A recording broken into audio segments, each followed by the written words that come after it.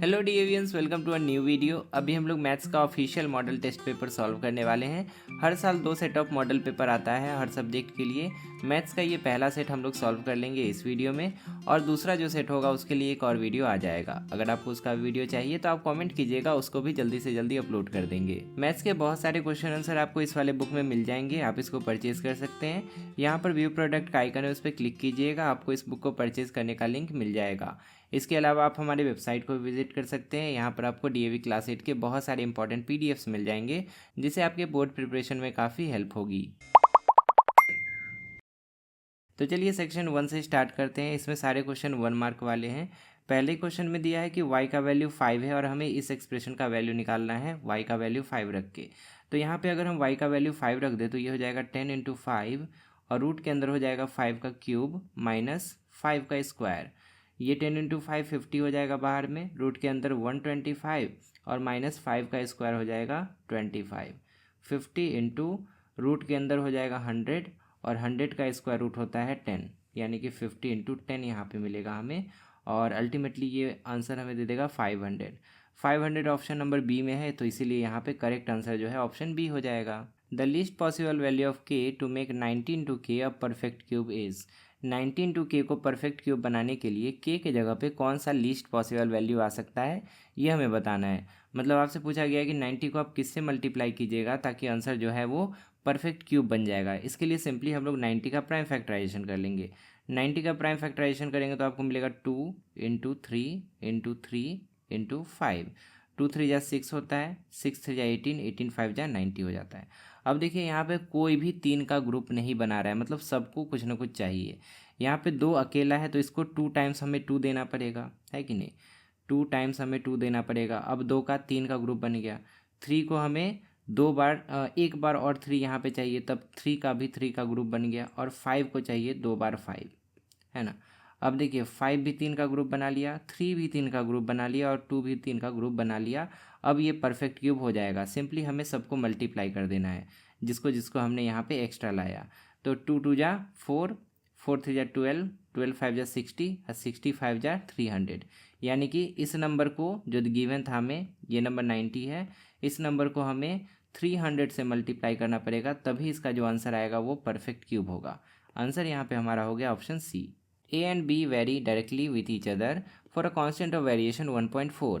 A equal to 28, then the value of B is। A और B के बीच में direct variation का relation है, और कांस्टेंट ऑफ वेरिएशन 1.4 दिया गया है। A का वैल्यू अगर इतना है तो B का वैल्यू क्या होगा, ये हमें बताना है। हम जानते हैं कि अगर A और B एक दूसरे के डायरेक्टली प्रोपोर्शनल है तो इसको ऐसे लिखा जा सकता है A इक्वल टू के इंटू बी, जहाँ पे K एक कॉन्स्टेंट है, और इसको ऐसे भी लिखा जा सकता है A by B is equal to K, यानी कि ए और बी का जो रेशियो है वो एक हमेशा कांस्टेंट आएगा। यहाँ पे हमसे ए और बी का रेशियो तो नहीं पूछा है, हमसे बी का वैल्यू पूछा है, तो थोड़ा रीअरेंज कर देंगे। बी का वैल्यू निकालने के लिए ए बाई के करना पड़ेगा। B will be equal to A divide by K. अब ए भी दिया है हमें, के भी दिया है। ए का वैल्यू कितना है, ए का वैल्यू 28, और के का वैल्यू कितना है 1.4। अब इसको डिवाइड कर देंगे, ये 20 टाइम्स में कट जाएगा, यानी कि बी का वैल्यू हमें मिल गया 20। बी का वैल्यू 20 ऑप्शन बी में है, यही सही होगा। If selling price of 5 pen is equal to the cost price of 4 pens, then for net gain और loss which of the following is true. अगर 4 पेन्स का जो कॉस्ट प्राइस है उतना ही 5 पेन्स का सेलिंग प्राइस है, तो यहाँ पे नेट प्रॉफिट या लॉस जो भी हुआ है परसेंटेज में वो हमें बताना है। पहले जो जो दिया है वो लिख लेते हैं। हमें कहा है कि 4 पेन का cost price is equal to 5 pen का सेलिंग प्राइस, तो पहले उसको लिख लेते हैं। 4 पेन का CP is equal to 5 pen का SP। हमें यहाँ पर किसी का वैल्यू नहीं दिया है, तो हम दोनों को 100 मान लेंगे। मान लेते हैं कि 4 पेन का CP भी 100 है और 5 पेन का SP भी 100 है। दोनों को हमने 100 मान लिया। अब हमें एक पेन का CP निकालना है और एक पेन का SP निकालना है, पता चल जाएगा कि प्रॉफिट हुआ है या लॉस हुआ है। 4 पेन का CP अगर 100 रुपीज़ है तो एक पेन का CP कितना हो जाएगा, 100 डिवाइड 4 हो जाएगा। तो हम लिख सकते हैं 1 पेन का CP इज इक्वल टू हो जाएगा 100 डिवाइड बाई 4, यानी कि 25 रुपीज़। एक पेन 25 रुपया में ख़रीदा गया होगा। उसी तरह से 5 पेन का SP भी तो 100 है, क्योंकि दोनों बराबर ही था। जब 5 पेन का SP 100 है तो एक पेन का SP कितना होगा, एक पेन का सेलिंग प्राइस हो जाएगा 100 डिवाइड बाई 5। एक पेन का सेलिंग प्राइस हो जाएगा 100 डिवाइड बाई 5, यानी कि 20 रुपीज़। अब पता चल गया कि एक पेन खरीदा गया था 25 में लेकिन बेचा जा रहा है 20 में ही, मतलब लॉस हुआ है यहाँ पे। और एक पेन पे जो लॉस होगा उसका परसेंटेज निकाल लेंगे, तो ओवरऑल पेन्स पे जो लॉस होगा ना उसका परसेंटेज भी उतना ही होगा। तो चलिए एक पेन का परसेंटेज लॉस निकाल लेते हैं। Percentage loss of one pen कितना हो जाएगा, लॉस बाई CP। लॉस यहाँ पे 5 रुपये का हुआ है, CP यहाँ पे है कितना, CP है 25 रुपीज़ इंटू 100%, इंटू 100%। 5 से 5 बार में कट गया, 5 से ये 20 बार में कट गया, मतलब कितने का लॉस हो गया, 20% का लॉस हो गया। कौन सा ऑप्शन है 20% लॉस, ऑप्शन बी यहाँ पे करेक्ट हो जाएगा। Square of the polynomial this, इसका हमें स्क्वायर करके बताना है कौन सही होगा।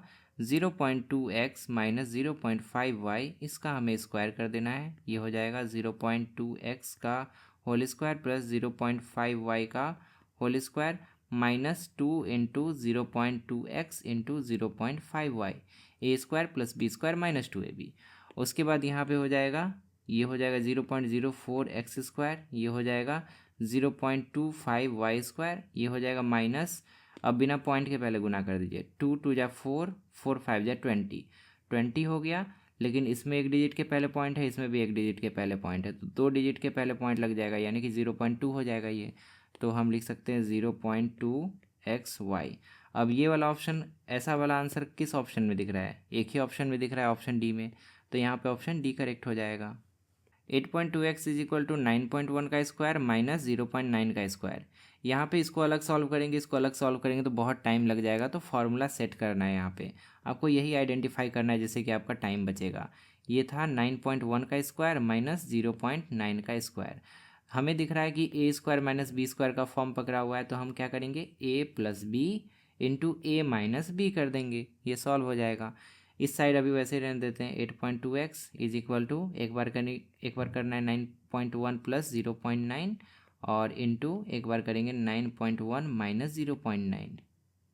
8.2x will be equal to, इन दोनों को जोड़ेंगे तो यहाँ पे हमें 10 मिल जाएगा, इंटू इन दोनों यहाँ पे सब्ट्रैक्शन करेंगे तो 8.2 मिल जाएगा। अब 8.2 दोनों तरफ था, कट गया, x इक्वल टू 10 हमें मिल गया। x equal to 10 option A में है, यही करेक्ट हो जाएगा। Which of the following number is to be subtracted from the polynomial this so that it is exactly divisible by 7x minus 3? हम इस पॉलिनोमियल में क्या घटा दे ताकि 7x माइनस 3 से ये पूरा पूरा विभाजित हो जाए, ये हमें बताना है। इसका दो तरीका है, एक तो आप मैनुअली डिवाइड कर सकते हैं, जो रिमाइंडर बचेगा उतना ही आपको सब्ट्रैक्ट करना पड़ेगा, और एक है रिमाइंडर थ्योरम जिसमें हम क्या करते हैं, इसके ज़ीरोज़ निकालते हैं और उसको इसमें पुट कर देते हैं, जो बचेगा वही रिमाइंडर होगा। तो 7x माइनस 3 का ज़ीरोज़ निकाल लेते हैं, ये हो जाएगा 7x is equal to 3, x equal to हो जाएगा 3/7। अब इस 3/7 को इसमें पुट कर देंगे, जो बचेगा आंसर में जो भी मिलेगा वही रिमाइंडर होगा। 3/7 को पुट करेंगे तो ये हो जाएगा 7 इंटू 3/7 का स्क्वायर करना है, तो 3/7 इंटू 3/7 हो जाएगा, माइनस 10 इंटू 3/7 हो जाएगा, प्लस 10 लास्ट में है, 7 7 कट गया, ये हो गया 9/7 माइनस 10 3 जा 30/7 और प्लस ये 10 है, यहाँ पे एलसीएम लेके हम इसको 10 को लिख सकते हैं 70/7। अब सिंपली आपको एलसीएम लेना है और सॉल्व कर देना है, अपने आप आपको रिमाइंडर मिल जाएगा। यहाँ पे 7 7 7 तीनों का एलसीएम हो जाएगा 7, ऊपर में आ जाएगा 9 minus 30 plus 70, it is equal to 70 और 9 ये दोनों मिलके हो जाएगा 79 और माइनस 30/7। सब्ट्रैक्शन के बाद हो जाएगा 49/7, यानी कि 7 7 जा 49।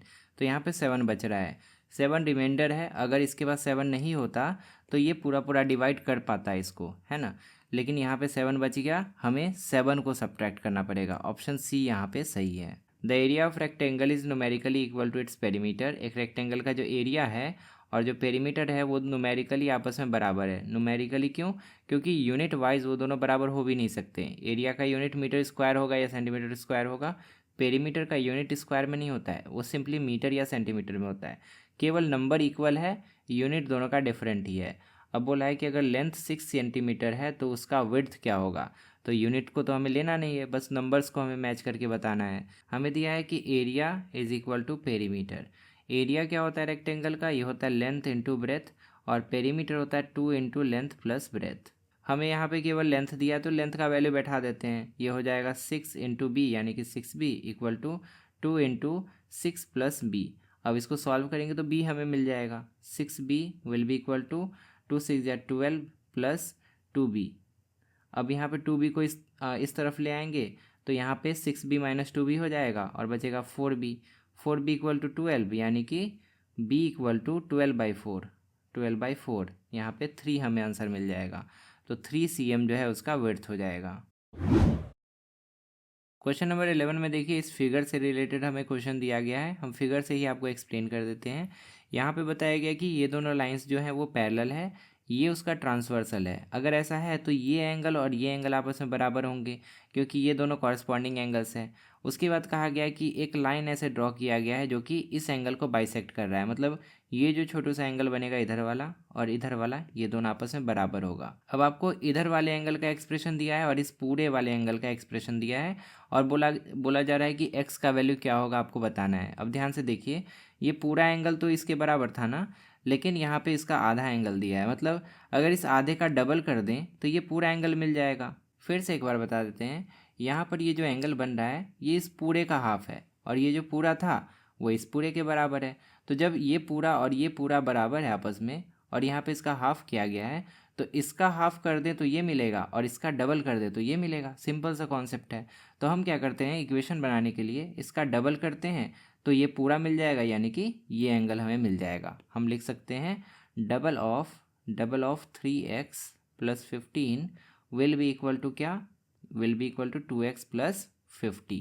अब सॉल्व करेंगे x का वैल्यू मिल जाएगा। It will be equal to 6x plus 30, इधर हो जाएगा 2x प्लस 50। 6x 2x एक तरफ ले आते हैं, 6x माइनस 2x हो जाएगा, 50 माइनस 30 एक तरफ हो जाएगा, घट के हो गया 4x, उधर हो गया 20, तो x इक्वल टू हो जाएगा 20/4 यानी कि 5। तो x का वैल्यू हमें 5 मिल गया, यही पूछा था, ऑप्शन डी में है। इस क्वेश्चन में बताया गया कि LMN ये जो तीनों लाइन्स हैं आपस में पैरेलल है और एक ट्रांसवर्सल ऐसे ड्रॉ किया गया है। अब आपको पता है कि ऐसे केस में कौन कौन से एंगल बराबर होते हैं, यहाँ पे कौन सही नहीं है वो हमें बताना है। पहला स्टेटमेंट है A, C और D तीनों बराबर होगा। तो ध्यान से देखिए, A यहाँ है, C यहाँ है, D यहाँ है, तीनों आपस में बराबर होगा, सही बात है, ये तो कॉरस्पॉन्डिंग एंगल्स हैं। उसके बाद बोला है C और E आपस में बराबर होगा, C है यहाँ और E है यहाँ, तो ये अल्टरनेट इंटीरियर हो गया तो बराबर तो होगा ही। नेक्स्ट है E और F मिला के 180 होगा। E और F, E किधर है, E इधर है और F इधर है, तो ये दोनों सेम साइड में इंटीरियर एंगल्स हैं, तो इन दोनों का सम 180 होता है, ये बात भी सही है। और लास्ट है कि एंगल B और C बराबर होगा, तो एंगल B यहाँ है, एंगल C यहाँ है, तो नहीं, एंगल B और C बराबर नहीं होगा, एंगल B और F बराबर होता, ऐसा लिखा होता तो फिर सही मानते इसको। ऑप्शन डी जो है ये गलत है, यहाँ पे ये ट्रू नहीं है। PQRS is a rectangle, its diagonal meet at O। OP बराबर हमें इतना दिया है एंड OS बराबर हमें इतना दिया है। Then find the value of x। अब हमें x का वैल्यू निकाल के बताना है। आपको रेक्टेंगल के बारे में पता होना चाहिए कि रेक्टेंगल के जो डायगोनल्स होते हैं वो आपस में बराबर होते हैं और एक दूसरे को बाइसेक्ट भी करते हैं। इसका मतलब ये हुआ कि अगर ये पूरा डायगोनल आपस में बराबर है तो इसका आधा भी आपस में बराबर होगा, तो हम लोग इसको और इसको बराबर कह सकते हैं। मतलब OP ये जो लेंथ है और OS ये जो लेंथ है दोनों को बराबर कह सकते हैं। इससे हमें इक्वेशन मिल जाएगा। इक्वेशन हो जाएगा 3 into X plus 2 will be equal to 2 into X plus 5। अब हमें इसको सॉल्व कर देना है। It will be equal to 3x plus 3 2 6 equal to 2x plus 2 5 10। 2x इधर ले जाएंगे तो 3x माइनस 2x हो जाएगा, 6 उधर ले जाएंगे तो 10 माइनस 6 हो जाएगा। 3x माइनस 2x x हो गया, 10 माइनस 6 4 हो गया, तो x इक्वल टू 4 हमें मिल गया। ऑप्शन ए यहाँ पे सही होगा। The coordinate of a point lying on a y-axis at a distance of 8 units from the origin is। एक पॉइंट है जो कि y-axis पर है और origin से 8 के डिस्टेंस पे है, y-axis पे है और origin से 8 के डिस्टेंस पे है, तो इस पॉइंट का कोऑर्डिनेट क्या होगा। तो ध्यान से देखिए, जब भी कोई पॉइंट y-axis पे होगा तो उसका x हमेशा 0 होगा और अगर कोई पॉइंट x-axis पे होगा तो उसका y 0 होगा। इस बात को रिपीट करके रट लीजिए, पीछे जाके दोबारा सुन लीजिए, याद हो जाएगा। सिंस ये पॉइंट y-axis पे है इसका मतलब इसका x 0 होगा और ये y-axis पर कितने डिस्टेंस पे है, 8 यूनिट के डिस्टेंस पे है, यानी कि इसका y कोऑर्डिनेट हमें 8 दिया गया है। तो इस तरह से इसका कोऑर्डिनेट क्या हो जाएगा, 0 8 हो जाएगा। 0 8 किस ऑप्शन में है, सी में है, तो यहाँ पे हम लोग सी को टिक करेंगे। The height of a solid cylinder whose radius is 7 cm and the total surface area is 968 centimetre square. यहाँ पे हमें दो चीज़ दिया गया है, सिलेंडर का रेडियस दिया गया है, पहले डायग्राम बना लेते हैं, अच्छे से समझ में आएगा। सिलेंडर का रेडियस हमें दिया गया है 7 cm और इसका टोटल सरफेस एरिया दिया गया है TSA हमें दिया गया है 968 cm स्क्वायर। इसका हाइट क्या होगा ये हमें कैलकुलेट करके बताना है। अब हमें पता है कि TSA का फॉर्मूला क्या होता है, total surface area equal to होता है, पहले कर्व सरफेस एरिया निकालेंगे, कर्व सरफेस एरिया ये वाला हो गया, कर्व सरफेस एरिया निकालेंगे, उसके बाद ऊपर एक सर्कल है और नीचे एक सर्कल है, दोनों सर्कल का एरिया को भी जोड़ देंगे। कर्व सरफेस एरिया होता है 2πRh और ऊपर और नीचे सर्कल जो है उसका एरिया हो जाएगा, ऊपर वाले का हो जाएगा πr स्क्वायर, नीचे वाले का भी πr स्क्वायर, यानी कि 2πr स्क्वायर। तो ये फॉर्मूला बनकर तैयार हो जाएगा 2πr into H plus R, यही फॉर्मूला आप रटे होंगे। तो ये फॉर्मूला आता कैसे है वो भी आपको पता होना चाहिए। इसका वैल्यू हमें 968 दिया गया है। अब सारे वैल्यूज़ को पुट कर देते हैं, जो नहीं पता है वो ऑटोमेटिकली हमें मिल जाएगा। इट इज़ इक्वल टू 2 इंटू 22/7 इंटू आर हमें 7 दिया है, एच प्लस आर, एच तो हमें निकालना ही है, प्लस आर तो 7 ही है। अब सॉल्व करते हैं, ये हो जाएगा 968, उस तरफ 7 7 तो कट जाएगा, डिवाइड बाई 2 इंटू 22, 44 नीचे में आ जाएगा, इक्वल टू एच प्लस 7। अब देखिए ये कटने वाला नंबर है, दोनों कट जाएगा 11 से। 11 से अगर आप काटें तो इसको 4 टाइम्स में आप काट सकते हैं। ऊपर वाले को 11 8 जाए 88, उसके बाद बच कितना गया, 8 बचा, फिर 11 8 जाए 88, तो 88 टाइम्स में ये कट गया। 4 से फिर ये कट जाएगा 22 टाइम्स में, डन। अब हमें मिल गया 22 is equal to H plus 7, यानी कि हम लिख सकते हैं H equal to 22 minus 7। 22 minus 7 होता है 15, यानी कि हाइट हमें मिल गया 15 सेंटीमीटर। बस यही हमारा आंसर हो जाएगा। ऑप्शन ए में हमें दिया गया है हाइट इक्वल टू 15 सेंटीमीटर। हमारे पास 10 कार्ड्स हैं और उनमें ये सारे नंबर्स लिखे गए हैं। उन सारे कार्ड्स को एक बॉक्स में रखा जाता है और थॉरोली उसको मिक्स कर दिया जाता है। एक कार्ड को ऐसे ही रैंडमली निकाला जाता है, आपको बताना है कि प्राइम नंबर आने का प्रोबेबिलिटी क्या होगा। इसके लिए आपको पता होना चाहिए कि कौन कौन इसमें प्राइम नंबर है। कोई कोई बच्चा 1 को भी प्राइम नंबर कह देगा, लेकिन ऐसा नहीं होता है। 1 ना तो प्राइम है ना तो कंपोजिट, और इसका आंसर आपको कमेंट में बताना है कि क्यों ऐसा हम बोले। 1 तो प्राइम में नहीं आएगा, 2 है प्राइम में, 3 है प्राइम में, उसके बाद 5 है प्राइम में, 7 है प्राइम में और उसके बाद 13 है प्राइम में। तो यहाँ पे 1 2 3 4 5 ऐसे नंबर्स मिल गए जो कि प्राइम नंबर्स की कैटेगरी में आएंगे। हमें निकालना है probability of prime number, prime number का प्रोबेबिलिटी निकालना है। तो टोटल प्राइम नंबर्स कितने हैं 5 और टोटल नंबर्स कितने हैं 10, तो 5/10 हो जाएगा प्राइम नंबर्स का प्रोबेबिलिटी, यानी कि 1/2 हमारा आंसर हो जाएगा। 1/2 कहाँ पे दिख रहा है, ऑप्शन बी में 1/2 दिख रहा है, इसको हम टिक कर देंगे।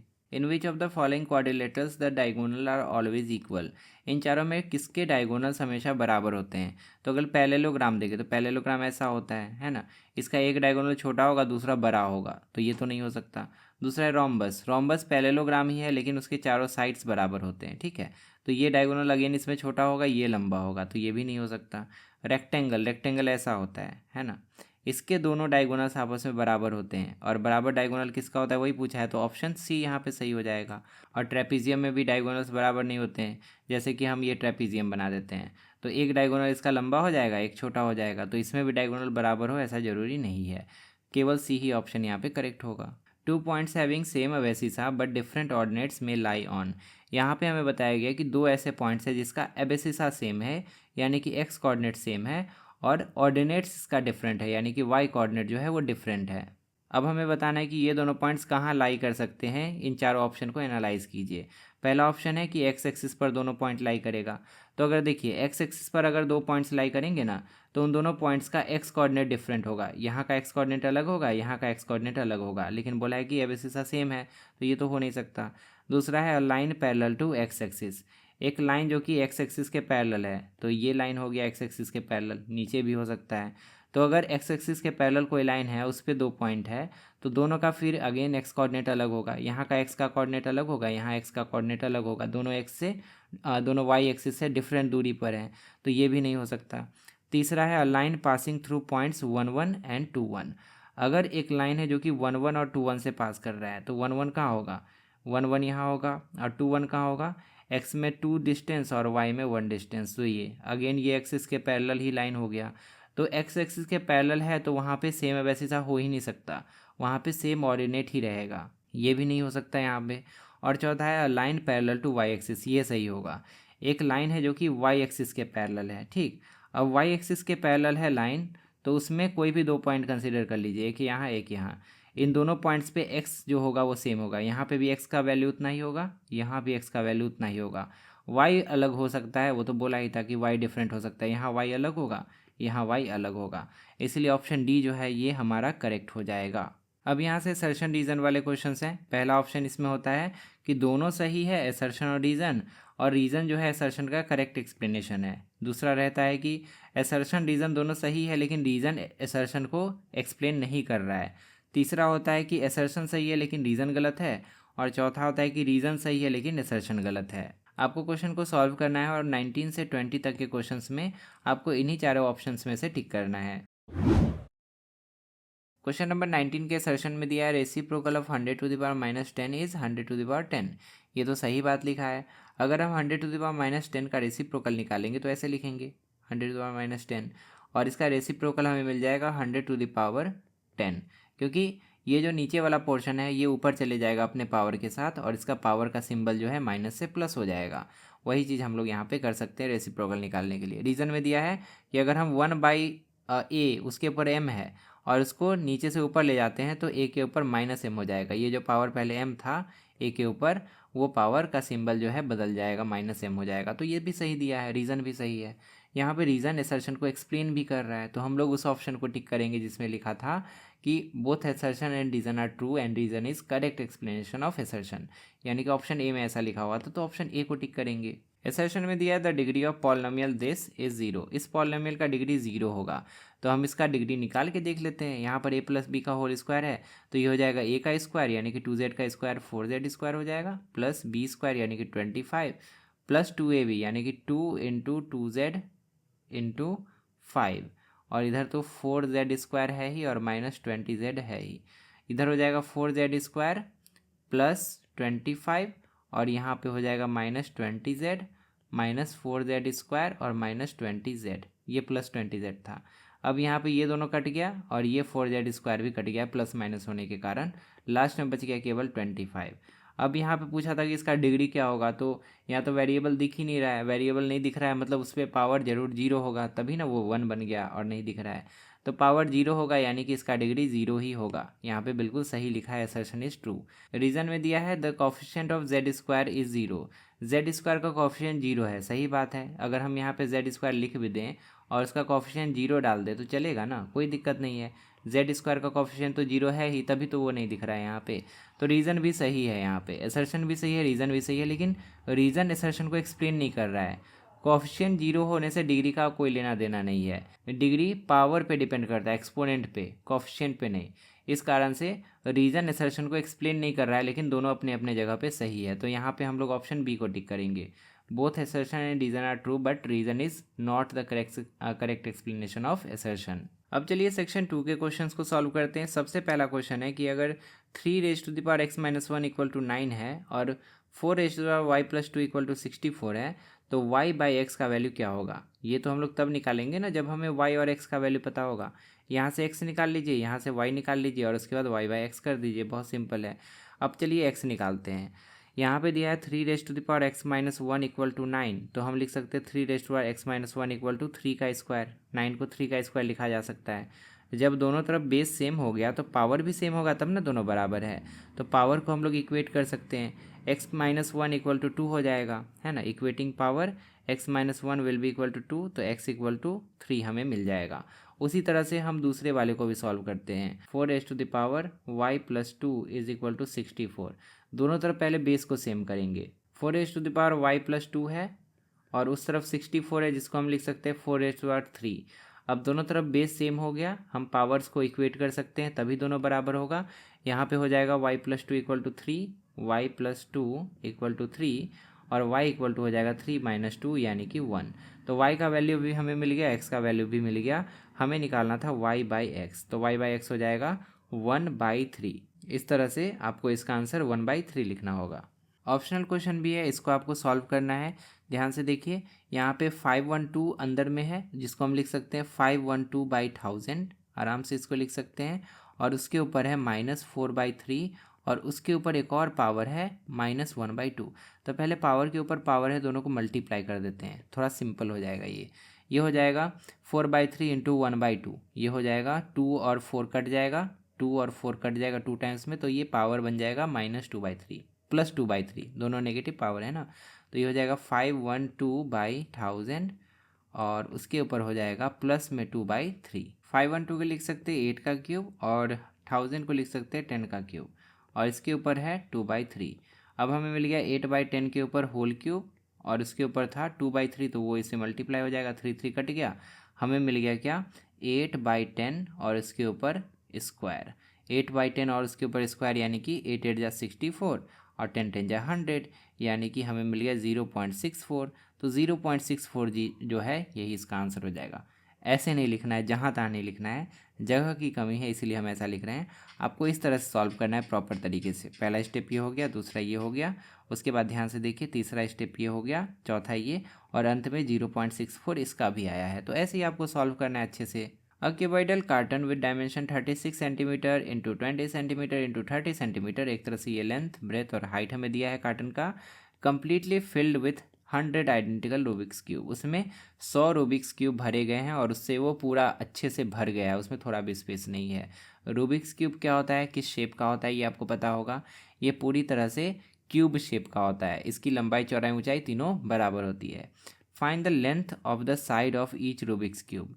ये जो रूबिक्स क्यूब है इसके हर साइड में से एक साइड का लेंथ हमें बताना है, यानी कि इसका साइड हमें बताना है, एज बताना है कि कितना लंबा होगा। इसको हम ऐसे बना सकते हैं, सबसे पहले हम क्या करेंगे ना कि हम लोग कार्टन का वॉल्यूम निकाल लेंगे। कार्टन का वॉल्यूम हो जाएगा इतना, और इसमें 100 रूबिक्स क्यूब भरे हैं, तो हम लोग अगर 100 से डिवाइड कर दें पूरे वॉल्यूम को तो हमें एक रूबिक क्यूब का वॉल्यूम मिल जाएगा। अब जब एक रूबिक्स क्यूब का हमें वॉल्यूम मिल गया तो हमें पता है कि रूबिक्स क्यूब का वॉल्यूम होता है side into side into side, है ना। और ये मिल चुका है हमें 216, side into side into side, यानी कि ए का क्यूब मिल चुका है 216।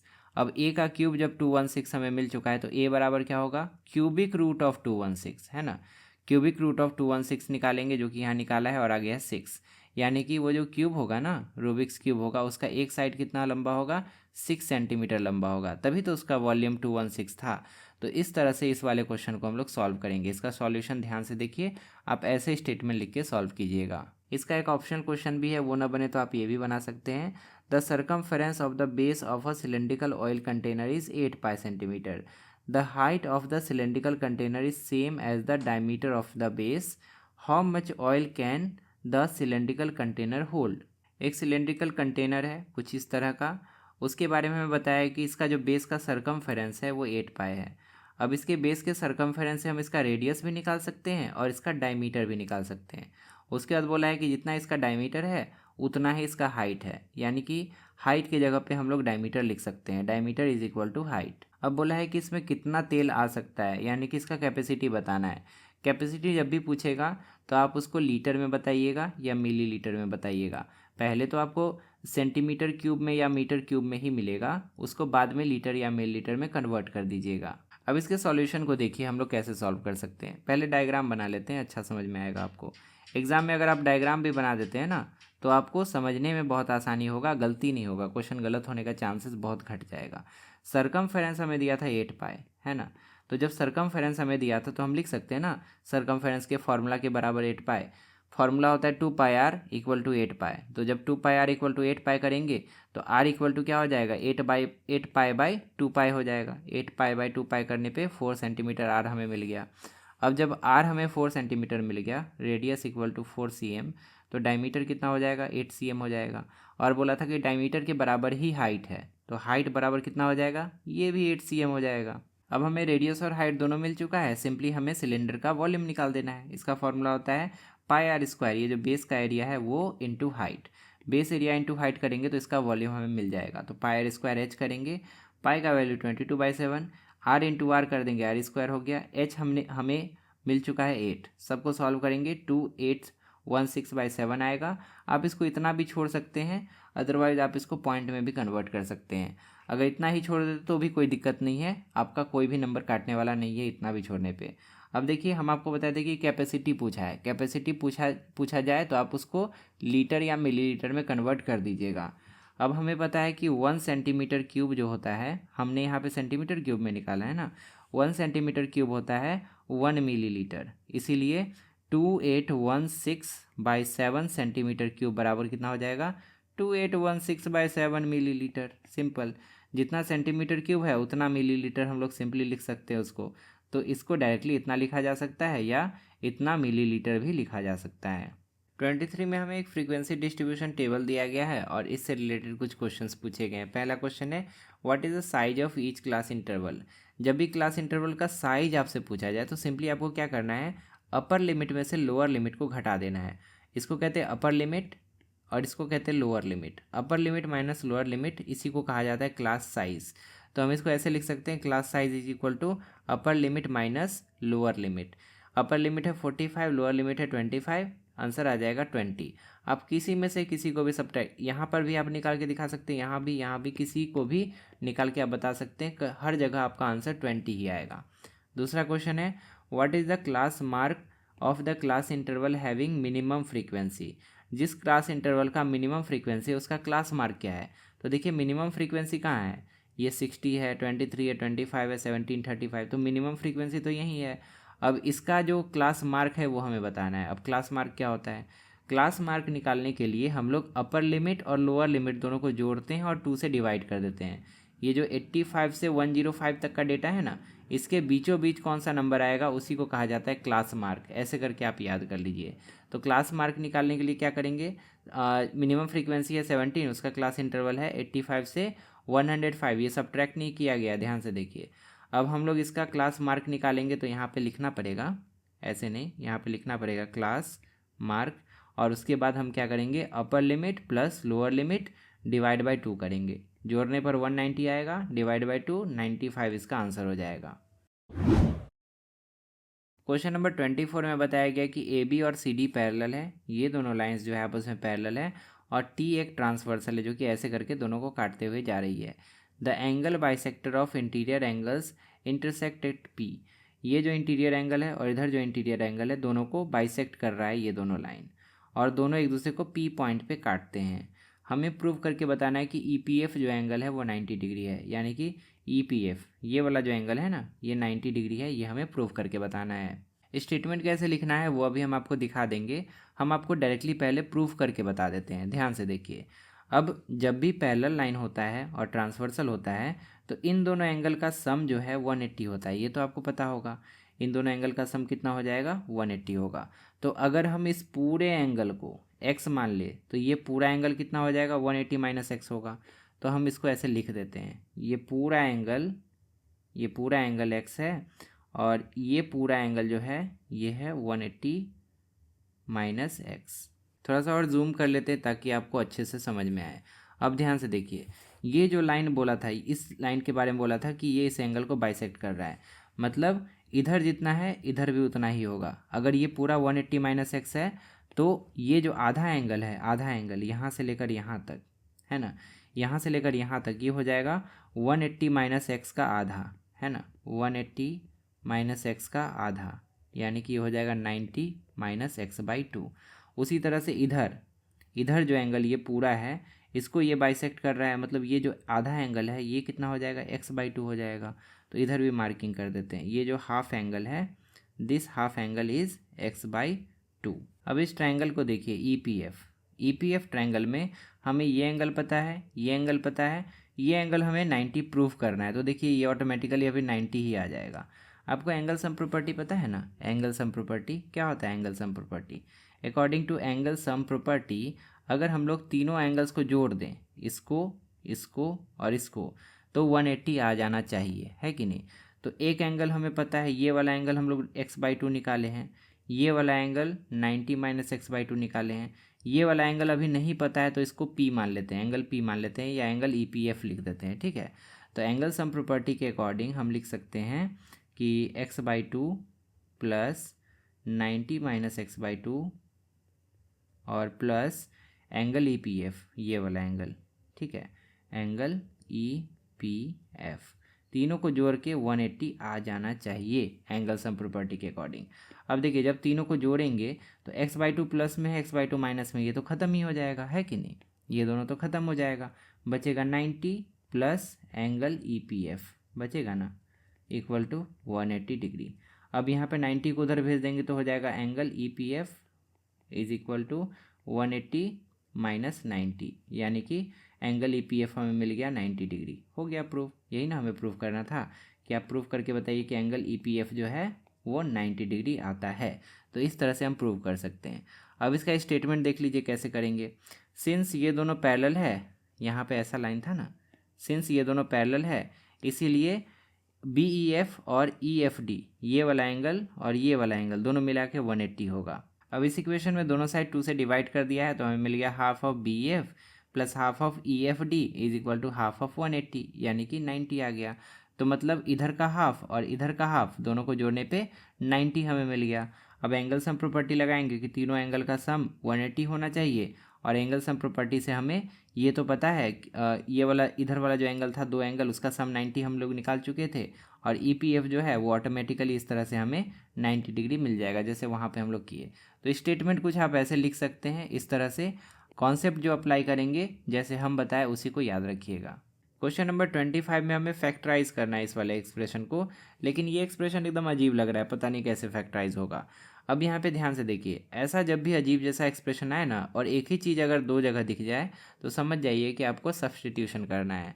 हम यहाँ पे x प्लस वाई की जगह पे एक रैंडम वेरिएबल डाल सकते हैं। हम लिख सकते हैं x plus Y equal to P या Q या D, ए वी गुरु का D डाल देते हैं। अब जहाँ जहाँ x प्लस वाई है वहाँ वहाँ D पुट कर देंगे, तो ये हो जाएगा -2, और उसके बाद x प्लस वाई था तो D -2D हो गया, प्लस x प्लस वाई का स्क्वायर था तो ये D का स्क्वायर हो जाएगा, और -143। अब इसको थोड़ा स्टैंडर्ड फॉर्म में लिख लेते हैं, फैक्टराइज करना आसान रहेगा। ये हो जाएगा D² -2D -143। अब चलिए इसको फैक्टराइज करके दिखाते हैं। फैक्टराइज जब हम करेंगे तो सबसे पहले हमें मिडिल टर्म स्प्लिट करना पड़ेगा, क्योंकि इस तरह के क्वेश्चंस में मिडिल टर्म स्प्लिट ही किया जाता है। अब ध्यान से देखिए, सबसे पहला और अंतिम टर्म को अगर मल्टीप्लाई करते हैं तो -143 D² आता है। तो हमें इसको ऐसे ही ब्रेक करना पड़ेगा ताकि मल्टीप्लाई करने पर 143 D² आ जाए और ऐड करने पर वापस से -2D आ जाए। अगर आप 143 का प्राइम फैक्टराइजेशन करेंगे तो आपको मिलेगा 11 × 13। 11 × 13 से 2 भी लाया जा सकता है। तो देखिए हम इसको ऐसे लिख सकते हैं D² -13D plus 11D।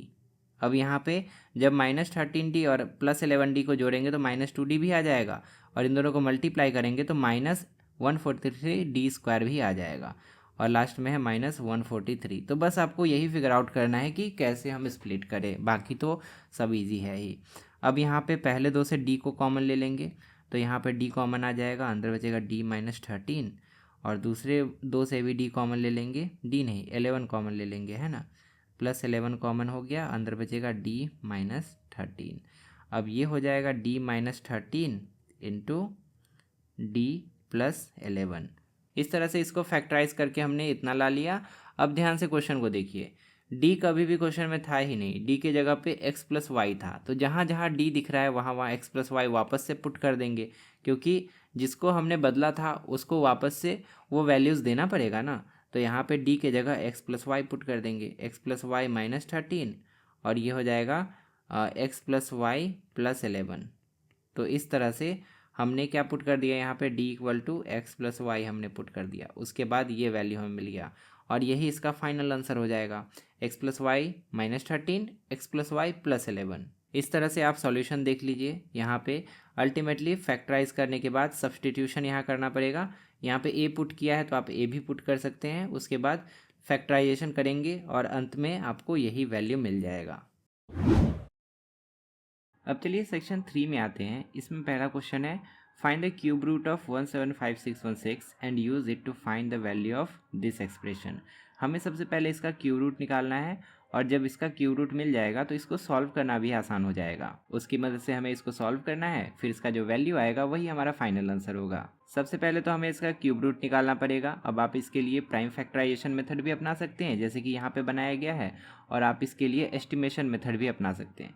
Prime factorisation method किया ही है, एस्टिमेशन मेथड से आपको बता देते हैं। 175,616 है, तो इस डायरेक्शन में हमें 3-3 का ग्रुपिंग कर देना है। ये 3 एक ग्रुप में, ये 3 एक ग्रुप में, यहाँ पे बीच में एक पार्टीशन आ जाएगा। अब इसके यूनिट डिजिट को देखिए, किस नंबर का क्यूब करने पर यूनिट डिजिट पे 6 आता है। तो आपको पता होगा कि अगर हम 6 का क्यूब करें तो यूनिट डिजिट पे आंसर में 6 ही आता है। मतलब यहाँ पे जब इसका क्यूब रूट निकाला जाएगा तो उसके यूनिट डिजिट पर 6 ही होगा। इससे हमें 2 डिजिट्स मिलने वाले हैं और वही इसका क्यूब रूट होगा। एक डिजिट हमें मिल गया 6। अब दूसरा डिजिट कैसे फाइंड करते हैं।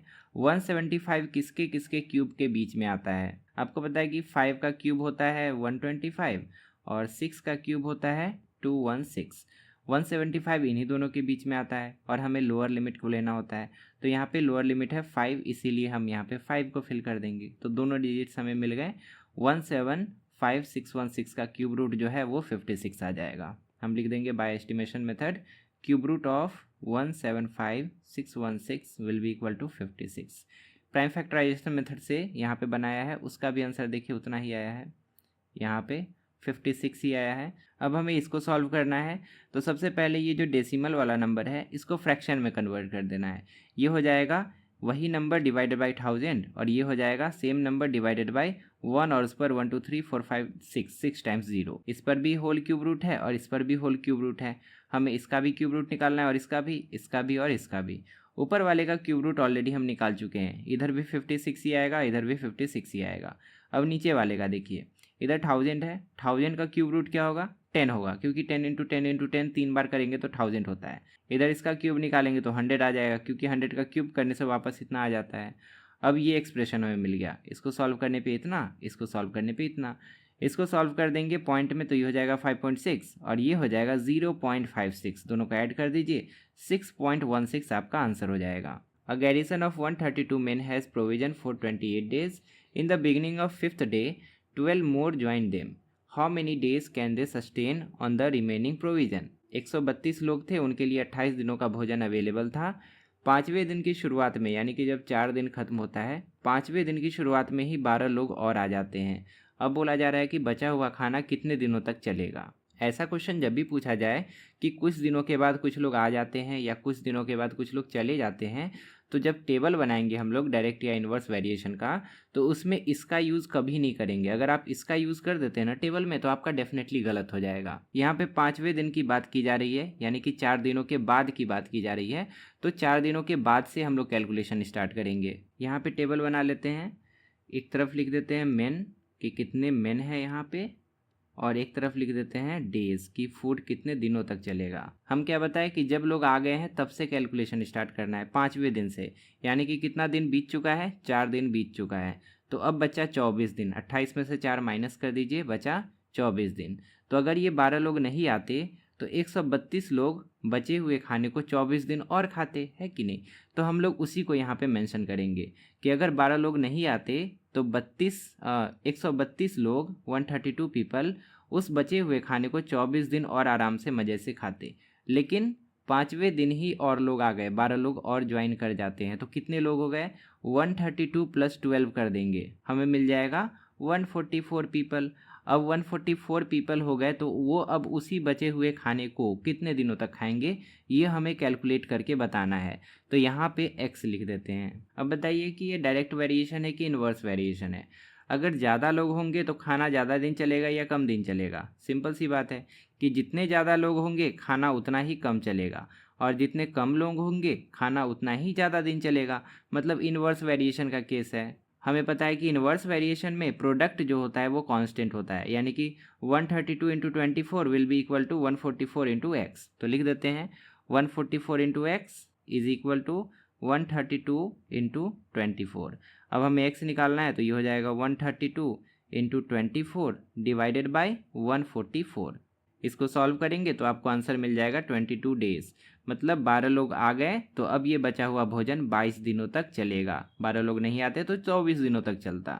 इसका स्टेटमेंट हम कुछ ऐसे लिखेंगे, 132 लोग थे, बाद में 12 लोग और आ गए तो 144 हो गए। टेबल भी देखिए वैसे ही बनाया है, यहाँ पे 28 नहीं ना लिखा है, 28 लिख दीजिएगा तो गलत हो जाएगा। तो हमें वैसे ही टेबल बनाना है, जब लोग आए उस दिन के हिसाब से टेबल बनाना है। 132 लोग ही होते तो 24 दिन आराम से खाते, लेकिन 12 लोग और आ गए, 144 हो गए, तो कितने दिनों तक खाएंगे यही हमें निकालना है। अब ये इन्वर्स वेरिएशन का केस है, क्यों हम आपको ऑलरेडी बता चुके हैं। इन्वर्स वेरिएशन के केस में इन दोनों का प्रोडक्ट और इन दोनों का प्रोडक्ट कांस्टेंट रहता है, वही करेंगे और उसके बाद x का वैल्यू हमें 22 मिल जाएगा। अब लिख देंगे the provision will last for 22 days. एक ऑप्शनल क्वेश्चन भी है, वो ना बने तो आप ये भी बना सकते हैं। Deep starts his journey to a certain place by car at 8 AM and reaches the place at 12 noon. Deep एक जर्नी स्टार्ट करता है कार से, 8 बजे वो निकलता है सुबह में और 12 बजे दोपहर में पहुंच जाता है। उसको समय कितना लगा उसका हम यूज़ करेंगे। कितने बजे निकला कितने बजे पहुंचा कैलकुलेशन में उसका यूज़ नहीं होता है। कितना समय यहाँ पे लगा, 8 से 12 4 घंटे का समय लगा, तो 4 आवर्स का टाइम उसको लग रहा है। The speed of car is 60 kilometre per hour. और उस समय कार का स्पीड कितना था, स्पीड था 60 किलोमीटर पर आवर, तो वो भी लिख देते हैं। If he increases the speed of the car he can reach the destination eight 11 AM। अगर वो कार का स्पीड बढ़ा देता है तो वो 11 बजे ही पहुंच जाएगा, मतलब 1 घंटा पहले पहुंच जाएगा। अब उसको कितना टाइम लग रहा है, 3 आवर्स का ही टाइम लग रहा है। अब पूछा है कि what should be the increased speed, जो बढ़ा हुआ स्पीड है वो कितना होना चाहिए। तो बढ़ा हुआ जो स्पीड है वही हमें निकालना है यहाँ पे। अब इस पूरे क्वेश्चन में देखिए कांस्टेंट क्या है, डिस्टेंस जो है वो कांस्टेंट है, चाहे कार स्पीड चले या स्लो चले, डिस्टेंस तो नहीं बदलने वाला है, डिस्टेंस तो वही रहेगा। और डिस्टेंस का फॉर्मूला हमें पता है कि डिस्टेंस इक्वल टू होता है speed into time. Distance constant है, यानी कि स्पीड इंटू टाइम हमें दिया है कांस्टेंट। और स्पीड इंटू टाइम अगर कांस्टेंट है, दो क्वांटिटी का प्रोडक्ट अगर कांस्टेंट है, तो इस तरह के वेरिएशन को हम लोग क्या कहते हैं, इस तरह के वेरिएशन को कहते हैं इन्वर्स वेरिएशन। अब एक टेबल सिंपली बना लेंगे और इन्वर्स वेरिएशन का केस लगा के हम इसको सॉल्व कर सकते हैं। टेबल में हमें दो चीज़ दिया ही गया है, पहला क्या है टाइम और दूसरा है स्पीड। 4 घंटा का समय लगता है अगर स्पीड रहता है 60 किलोमीटर पर आवर, और अगर 3 घंटे में ही पहुंचना है तो स्पीड क्या होना चाहिए हमें निकालना है। अच्छा, इन्वर्स वेरिएशन है, यहाँ से भी पता लग रहा है कि स्पीड जितना ज़्यादा रखेंगे गाड़ी का टाइम उतना कम लगेगा, और स्पीड जितना कम रखेंगे टाइम उतना ज़्यादा लगेगा। एक के बढ़ने से दूसरा घटने लगता है और एक के घटने से दूसरा बढ़ने लगता है, तो इन्वर्स वेरिएशन ही है। तो प्रोडक्ट हमारा सेम होगा, 4 into 60 will be equal to 3 into X. लिख देते हैं 4 into 60 will be equal to 3 into X, और x इक्वल टू क्या हो जाएगा 4 इंटू 60 डिवाइड बाई 3। यहाँ से 3 से 20 टाइम्स में कट जाएगा, 20 चौक 80, मतलब बढ़ा हुआ स्पीड जो होगा वो 80 किलोमीटर पर आवर होगा। ये हमने कैलकुलेट कर लिया।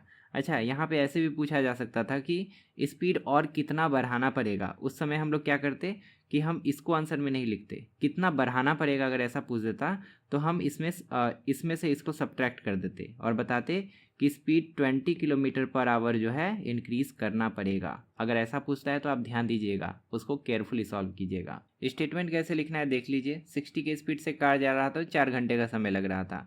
अब पूछा है कि अगर 3 घंटे में ही पहुंचना है तो किस स्पीड से जाना पड़ेगा। टेबल बना दिए, इन्वर्स वेरिएशन का केस है, प्रोडक्ट जो होगा सेम होगा, और उसके बाद हमने एक्स का वैल्यू निकाल लिया। एक्स का वैल्यू आया 80 किलोमीटर पर आवर, मतलब दीप को चलाना पड़ेगा गाड़ी 80 किलोमीटर पर आवर की स्पीड से, तभी वो 11 बजे ही पहुंच पाएगा, यानी कि 3 घंटे में पहुंच पाएगा।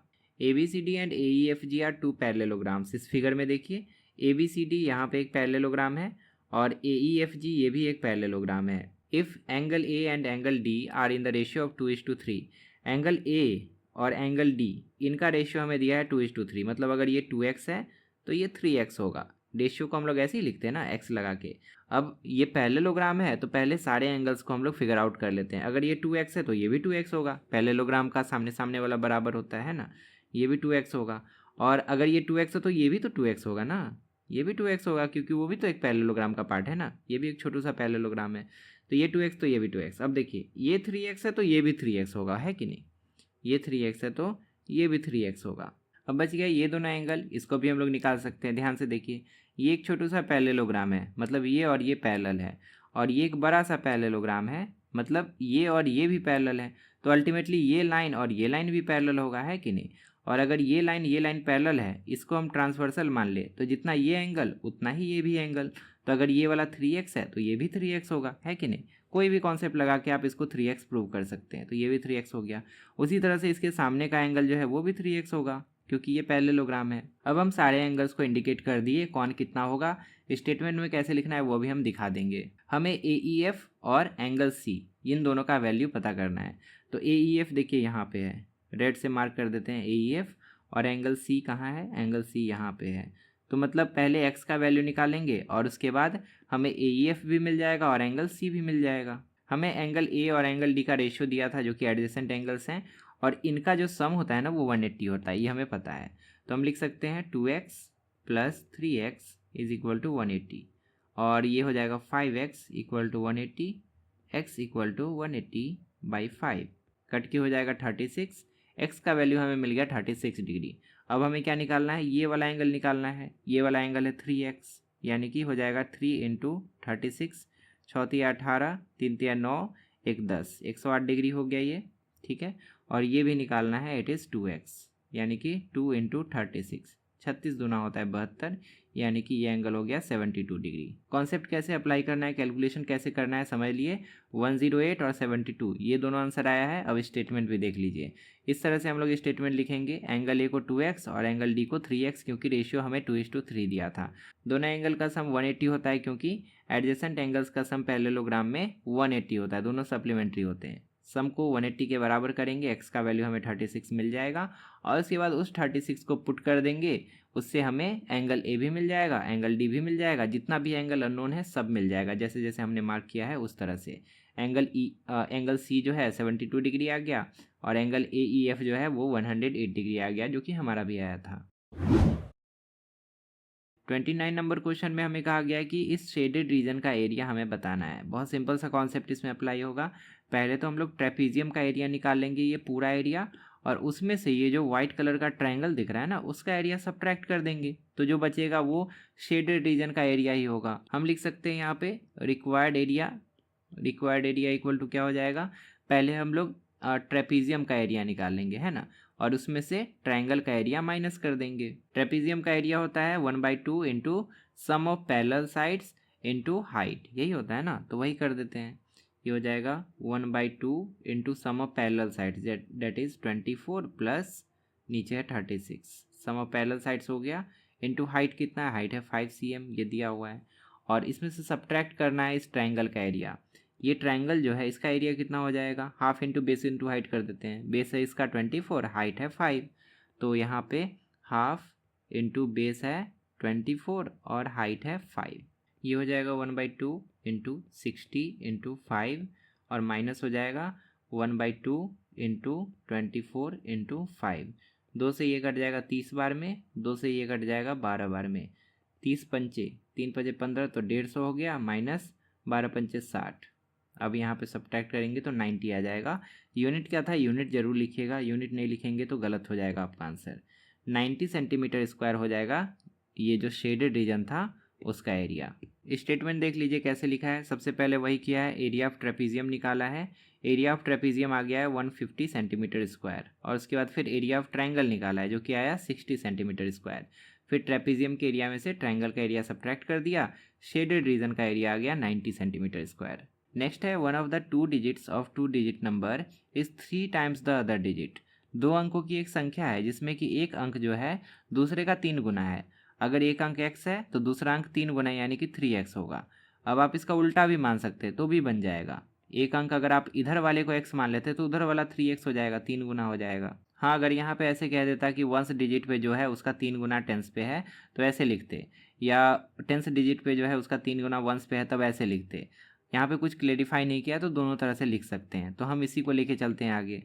If the number found by interchanging the digits added to the original number then we get 88। अब क्या बोला है कि इसके डिजिट्स को इंटरचेंज करना है, तो डिजिट्स को इंटरचेंज करेंगे तो क्या होगा, डिजिट्स को इंटरचेंज करेंगे तो 3x उधर चले जाएगा, x इधर आ जाएगा। और बोला है फिर जब दोनों को ऐड किया जाता है, इस नंबर को जब ओरिजिनल नंबर में जोड़ा जाता है तो हमें 88 मिलता है। तो हम यहाँ पे इन दोनों का सम जो है, इन दोनों का जो सम है उसको लिख देते हैं 88। अब बस हमें इक्वेशन बनाना है और x का वैल्यू निकाल देना है। तो देखिए इक्वेशन कैसे बनेगा। ये जो नंबर है इसका वैल्यू क्या होगा, ये तो वंस प्लेस पे है, ये टेंस प्लेस पे है, तो उस हिसाब से इसका वैल्यू हो जाएगा, टेंस प्लेस पे जो होता है वो 10 से मल्टीप्लाई होता है कि नहीं, और जो वंस प्लेस पे होता है वो 1 से मल्टीप्लाई होता है। तो ये हो गया 3x इंटू 10 यानी कि 30x प्लस x यानी कि 31x। उसी तरह से इस नंबर का क्या वैल्यू होगा, इस नंबर में टेंस पोजीशन पे x है तो x होगा 10 से मल्टीप्लाई, है ना, प्लस 3x जो है वो तो 1 से मल्टीप्लाई होगा क्योंकि वंस प्लेस पे है, तो ये हो गया 10x प्लस 3x यानी कि 13x। यहाँ पे क्या हो जाएगा 13, अरे भाई 13x। अब हमें बोला था कि इन दोनों नंबर्स का सम जो है 88 है, तो हम भी इन दोनों को जोड़ के देखते हैं, सम 88 आना चाहिए, है कि नहीं। तो यहाँ पे ऐड कर लेते हैं 31x plus 13x should be equal to 88, है कि नहीं। तो 31x और 13x दोनों मिला के कितना हो जाएगा 44x हो जाएगा, शुड बी इक्वल टू 88। तो x इक्वल टू हो जाएगा 88/44 यानी कि x का वैल्यू हमें मिल गया 2। अब जैसे x का वैल्यू 2 मिला हमें दोनों अंक मिल गया, दोनों जो नंबर्स है उसके डिजिट्स मिल गए। x का वैल्यू 2 यानी कि x की जगह 2 आएगा और यहाँ भी x की जगह 2 आएगा यानी कि 3 इंटू 2, है ना, और यहाँ x की जगह 2 आएगा, यहाँ भी 3 इंटू 2 हो जाएगा। तो नंबर हमें क्या मिल जाएगा, नंबर हमें मिल जाएगा यहाँ पे 2 और यहाँ पे 3 टू 6, यहाँ पे क्या होगा, यहाँ भी 2, यहाँ 3 टू 6। तो वो दोनों नंबर्स क्या हो गए, एक नंबर हो गया 62 और दूसरा हो गया 26। 62 और 26 ही वो नंबर है जिसको अगर हम जोड़ दें तो कितना आ जाएगा 88 आ जाएगा। और देखिए कि इसको पलटने से ये नंबर बनता है ना, जैसा क्वेश्चन में कहा था। तो हमारा आंसर 62 और 26 हो जाएगा। स्टेटमेंट देखिए वैसे ही लिखा है कि यहाँ पे माना है वंस प्लेस पे x है तो टेंस प्लेस पे 3x हो जाएगा और उसका वैल्यू निकाल दिया है 31x आया। इंटरचेंज करने के बाद टेंस प्लेस पे x आ गया और वंस प्लेस पे 3x रहेगा और उसके बाद फिर उसका वैल्यू निकाल दिया, यहाँ पे 13x आ गया। अब क्वेश्चन में बोला था कि दोनों नंबर के वैल्यूज़ को जोड़ने के बाद 88 आता है, तो जोड़ा 88 के बराबर किया, 44x बराबर 88 तो x बराबर 2। अब जैसे x बराबर 2 निकला तो ओरिजिनल नंबर निकाल लिया गया, वैसे एक नंबर हो गया 62 और दूसरा हो गया 26। एक ऑप्शनल क्वेश्चन भी है, वो ना बने तो आप ये भी बना सकते हैं। इसमें कहा जा रहा है कि एक पिगी बैंक है जिसमें कि 2 रुपये के सिक्के हैं और 5 रुपये के सिक्के हैं। 2 रुपये का कितना सिक्का, 5 रुपये का कितना सिक्का ये नहीं पता है, लेकिन टोटल नंबर ऑफ कॉइन्स हमें दे दिया है कि दोनों मिला के 30 सिक्के हैं उसमें, और उसका वैल्यू भी हमें दे दिया है कि उसका वैल्यू है 114 रुपया। Find the number of 2 rupees coin. 2 रुपये के कितने सिक्के उस पिगी बैंक में है वो हमें निकाल के बताने हैं। अगर हम मान लें कि 2 रुपये का x कॉइन है पिगी बैंक में, तो 5 रुपये का कितना कॉइन हो जाएगा, टोटल 30 है तो 5 रुपये का हो जाएगा 30 माइनस एक्स, क्योंकि x तो 2 रुपये का है तो उसमें सब्ट्रैक्ट कर देंगे। 30 माइनस एक्स हो गया 5 रुपये के कॉइन्स की संख्या। अब हमें टोटल वैल्यू 114 दिया था तो हम टोटल वैल्यू निकाल सकते हैं, इक्वेशन तैयार कर सकते हैं। इक्वेशन क्या हो जाएगा, 2 रुपये का x सिक्का है तो उसका वैल्यू क्या हो जाएगा 2 इंटू एक्स हो जाएगा उसका वैल्यू। 2 रुपये का x सिक्का, अगर 2 रुपये का 5 सिक्का है तो 2 पंचे 10 हो जाएगा वैल्यू। 2 रुपये का 10 सिक्का है तो 2 दाएँ 20 हो जाएगा उसका वैल्यू। x सिक्का है तो 2 गुना x हो जाएगा उसका वैल्यू। उसी तरह से 5 रुपये का कितना सिक्का है, 5 रुपये का सिक्का है 30 माइनस एक्स, तो इसको 30 माइनस एक्स से मल्टीप्लाई करेंगे और टोटल वैल्यू जो है कितना हो जाना चाहिए 114 हो जाना चाहिए। इधर हो गया 2x, इधर हो गया 5 3 जा 15, 150 हो जाएगा और ये माइनस 5 इंटू एक्स यानी कि 5x हो जाएगा। तो यहाँ पे लिख लेते हैं 2x plus 150 minus 5x is equal to 114। 2x में 5x घट जाएगा तो माइनस 3x बचेगा, तो माइनस 3x लिख लेते हैं और प्लस 150 है और ये इधर जाएगा तो माइनस 150 हो जाएगा, तो इक्वल टू के उस पार हो जाएगा 114 माइनस 150। सब्ट्रैक्ट कर देंगे RHS में तो हो जाएगा minus 3x is equal to minus 36। Minus minus दोनों तरफ कट जाएगा और x इक्वल टू हमें मिल जाएगा 36/3 यानी कि 12। x का वैल्यू हमें मिल गया 12 यानी कि 2 रुपये के कितने सिक्के हैं 12 सिक्के हैं, और जो बच गया 30 माइनस 12 यानी कि 18, ये 5 रुपये के सिक्कों की संख्या हो गई। तो हमें तो केवल 2 रुपये का सिक्का पूछा था ना, तो 2 रुपये के 12 सिक्के। अब जोड़ के भी देख लीजिए ना, 2 रुपये का 12 सिक्का तो कितना हो गया 12 दूनी 24 रुपया हो गया, और 18 सिक्का है 5 रुपये का तो 18 पंचे 90 हो गया, तो 24 और 90 दोनों को जोड़ के देखिए 114 कंप्लीट हो भी जाता है, मतलब हमारा आंसर सही है। स्टेटमेंट कैसे लिखना है देख लीजिए, 2 रुपीज़ के कॉइन की संख्या x, तो 5 रुपये की कॉइन्स की संख्या हो जाएगी टोटल माइनस x यानी कि 30 minus x. According to question 2 रुपये के x सिक्के हैं तो 2 इंटू एक्स हो जाएगा उसका वैल्यू। 5 रुपये के इतने सिक्के हैं तो 5 इंटू 30 माइनस एक्स हो जाएगा। और दोनों के वैल्यूज़ को जोड़ने पर 114 आना चाहिए अकॉर्डिंग टू क्वेश्चन। अब सॉल्व करेंगे सिंपली, जैसे इक्वेशन सॉल्व करते हैं x का वैल्यू 12 आ जाएगा और x का वैल्यू हमने किसको माना था, 2 रुपीज़ के कॉइन की संख्या हमने x मानी थी, मतलब 2 रुपीज़ के कॉइन की संख्या 12 हमें मिल गई। क्वेश्चन नंबर 31 में हमें एक टेबल दिया है जिसमें बताया गया है कि 5 अलग अलग दिनों पे 12 बजे का टेम्परेचर क्या रहा और उसके अकॉर्डिंग हमें एक ग्राफ ड्रॉ करना है। अब ध्यान से देखिए, एक तरफ है आपका डेज और दूसरी तरफ है टेम्परेचर। तो डेज को आप ले सकते हैं एक्स एक्सिस पर, day 1, day 2, day 3, day 4, day 5, और टेम्परेचर को आप ले सकते हैं वाई एक्सिस पे। तो यहाँ पे वाई एक्सिस पे ले लेते हैं। यहाँ पे देखिए 14 से स्टार्ट है तो 14 यहाँ शुरू करेंगे, फिर 2 बढ़ा के ले लेते हैं 16, फिर 18, फिर 20, फिर 22, फिर 24। इस तरह से आपको टेम्परेचर से ले लेना है। और आपने यहाँ से 0 से स्टार्ट नहीं किया है तो एक किंक यहाँ पे आपको लगाना पड़ेगा। ऐसे होता है किंक, ऐसे करके किंक, ये वाला जो सिंबल हम बनाए ना, ये आपको यहाँ पे लगाना पड़ेगा किंक। डे 1 में 14 है तो डे 1 को 14 के सामने मैच कर देंगे, यहाँ पे ये वाला पॉइंट मैच होगा। डे 2 में 18 है तो डे 2 में 18 के सामने मैच कर देंगे, यहाँ पे पॉइंट मैच होगा। फिर डे 3 में 15 है ना, तो डे 3 में 15 यहाँ पे इस सामने मैच होगा, यहाँ पे तीसरा पॉइंट आएगा। डे 4 में 16 है तो डे 4 में 16 इस सामने ऐसे पॉइंट मैच होगा। डे 5 में 20 है तो डे 5 में 20 कहाँ है, यहाँ पे इस सामने ऐसे मैच होगा। अब हमें इन सारे पॉइंट्स को ज्वाइन कर देना है, ऐसे ऐसे करके ज्वाइन कर देना है। ये आपका ग्राफ बन के रेडी हो गया। तो हम एकदम रफ ग्राफ बनाए हैं, आपको प्रॉपर तरीके से एकदम स्केलिंग करके बेहतर तरीके से सुंदर ग्राफ बना के दे देना है, एग्जाम में मार्क्स मिल जाएगा। विजुअली चैलेंज बच्चों के लिए अल्टरनेटिव क्वेश्चन है, find the smallest number by which 25200 should be divided so that the result is a perfect square. इसको हम किससे डिवाइड कर दे ताकि जो आंसर आए वो परफेक्ट स्क्वायर बन जाए। तो जब भी मल्टीप्लाई करके परफेक्ट स्क्वायर बनाने बोले या डिवाइड करके परफेक्ट स्क्वायर बनाने बोले, सबसे पहले आपको प्राइम फैक्टराइजेशन कर देना है, समझे। डिवाइड या मल्टीप्लाई याद कर लीजिए, प्राइम फैक्टराइजेशन करना है। प्राइम फैक्टराइजेशन करेंगे तो आपको इस तरह से उसका प्राइम फैक्टराइजेशन मिल जाएगा। और इसको देख के आप बता सकते हैं कि किससे मल्टीप्लाई करना पड़ेगा या डिवाइड करना पड़ेगा। यहाँ पे 2-2 का पेयर बना हुआ है, 2-2 का पेयर बना हुआ है, 3-3 का पेयर बना हुआ है, 5-5 का पेयर बना हुआ है।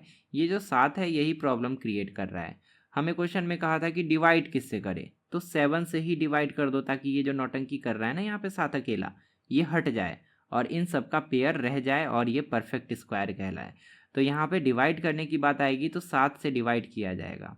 अच्छा, अगर सेम क्वेश्चन में आता कि मल्टीप्लाई किससे करें, तो मल्टीप्लाई करने के लिए भी हम लोग 7 से ही मल्टीप्लाई करेंगे, तभी तो इसका भी पेयर बन जाएगा ना। तो मल्टीप्लाई करने बोले या डिवाइड करने के लिए बोले, इस पर्टिकुलर क्वेश्चन में आंसर 7 ही आएगा। यहाँ पर डिवाइड करने बोला था तो आंसर 7 हो गया। इस तरह से स्टेटमेंट लिख देंगे। अब चलिए सेक्शन 4 पे आते हैं। सबसे पहला क्वेश्चन बहुत ही आसान है। इसमें बोला है कि आप इसको डिवाइड कीजिए बाई x-3 और उसके बाद आप अपने आंसर को वेरीफाई भी कीजिए। डिवाइड करने के लिए सबसे पहले तो हमें इसको स्टैंडर्ड फॉर्म में लिखना पड़ेगा। जो सबसे ज़्यादा पावर वाला है ना उसको पहले लिखेंगे, उससे कम पावर वाला सेकंड पे, उससे कम पावर वाला थर्ड पे, उससे कम पावर वाला फोर्थ पे, और कांस्टेंट जो होगा सबसे लास्ट में होगा। तो कुछ ऐसा हमें स्टैंडर्ड फॉर्म मिल जाएगा। स्टैंडर्ड फॉर्म में लिखने के बाद x-3 से डिवाइड करना शुरू करेंगे। डिवाइड कैसे होता है ये हम चैप्टर एक्सप्लेनेशन में अच्छे से बताए हैं। अच्छे से इसको डिवाइड कर लीजिएगा, आपको इसका कोशेंट मिल जाएगा। अब आपको पता है कि वेरीफाई कैसे करते हैं।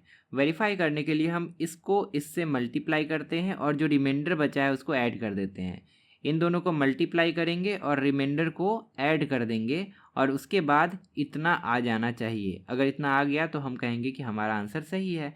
तो हम लोग यहाँ पे वही करेंगे, dividend equal to divisor into quotient plus remainder. इस वाले फॉर्मूला पे सबको फिट करेंगे, उसके बाद मल्टीप्लाई करेंगे, ऐड करेंगे और हमारा आंसर जो है जितना एक्सप्रेशन दिया था वापस से उतना ही आ जाएगा। और फिर कहेंगे कि हमारा जो है डिविडेंट आ जा रहा है, इसलिए हमारा जो डिवीजन था वो बिल्कुल करेक्ट है। खुशी started a business by investing 4 lakh rupees. खुशी 4 लाख रुपया इन्वेस्ट करती है एक बिजनेस में। During the first 3 successive years she earn profit of 6%, 8% and 12%। पहला 3 साल उसका प्रॉफिट का जो रेट है वो हमें दिया गया है। After each year the profit was added on the capital at the end of previous year. अगले साल जैसे नेक्स्ट ईयर होता है, जो भी प्रॉफिट रहता है वो प्रिंसिपल में यानी कि इनिशियल इन्वेस्टमेंट में ऐड हो जाता है। कैलकुलेट हर टोटल प्रॉफिट आफ्टर 3 ईयर्स, हमें 3 साल के बाद का टोटल प्रॉफिट बताना है। क्वेश्चन पढ़ के हमें समझ में आ रहा है कि ये कंपाउंडिंग वाला केस है। क्यों? क्योंकि हर साल जो प्रॉफिट होता है ना, वो इनिशियल इन्वेस्टमेंट में ऐड हो रहा है। इन्वेस्टमेंट इनिशियल जो था उतना नहीं रह रहा है। जैसे कि सिंपल इंटरेस्ट वाले केस में क्या था कि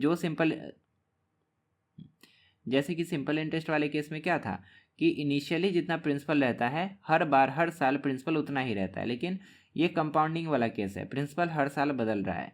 लेकिन कंपाउंड इंटरेस्ट वाला फॉर्मूला तो हम लोग ऐसा पढ़े थे कि amount is equal to P into 1+r/100 raise to the power T. अब यहाँ पे क्या है कि रेट हर साल चेंज हो रहा है, तो आर जो है हर साल चेंज हो रहा है, तो हम इस पर पावर नहीं डालेंगे।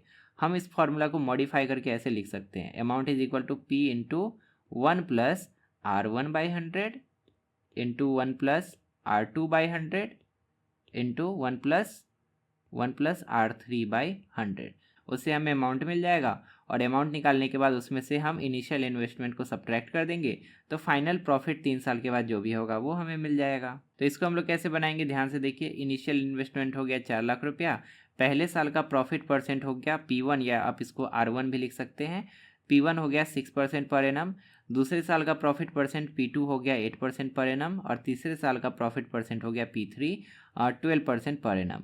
अब 3 साल के बाद का जो इन्वेस्टमेंट है वो बढ़कर कितना हो जाएगा, उसके लिए हम लोग ये फार्मूला लगाएंगे। इसमें यहाँ पे इनिशियल इन्वेस्टमेंट डालेंगे जो कि 4 लाख था, है ना, 4 लाख रुपया यहाँ पे डालेंगे और उसके बाद 1+r1/100 1+r2/100 1+r3/100 उसी के अकॉर्डिंग सबको फिल कर देंगे।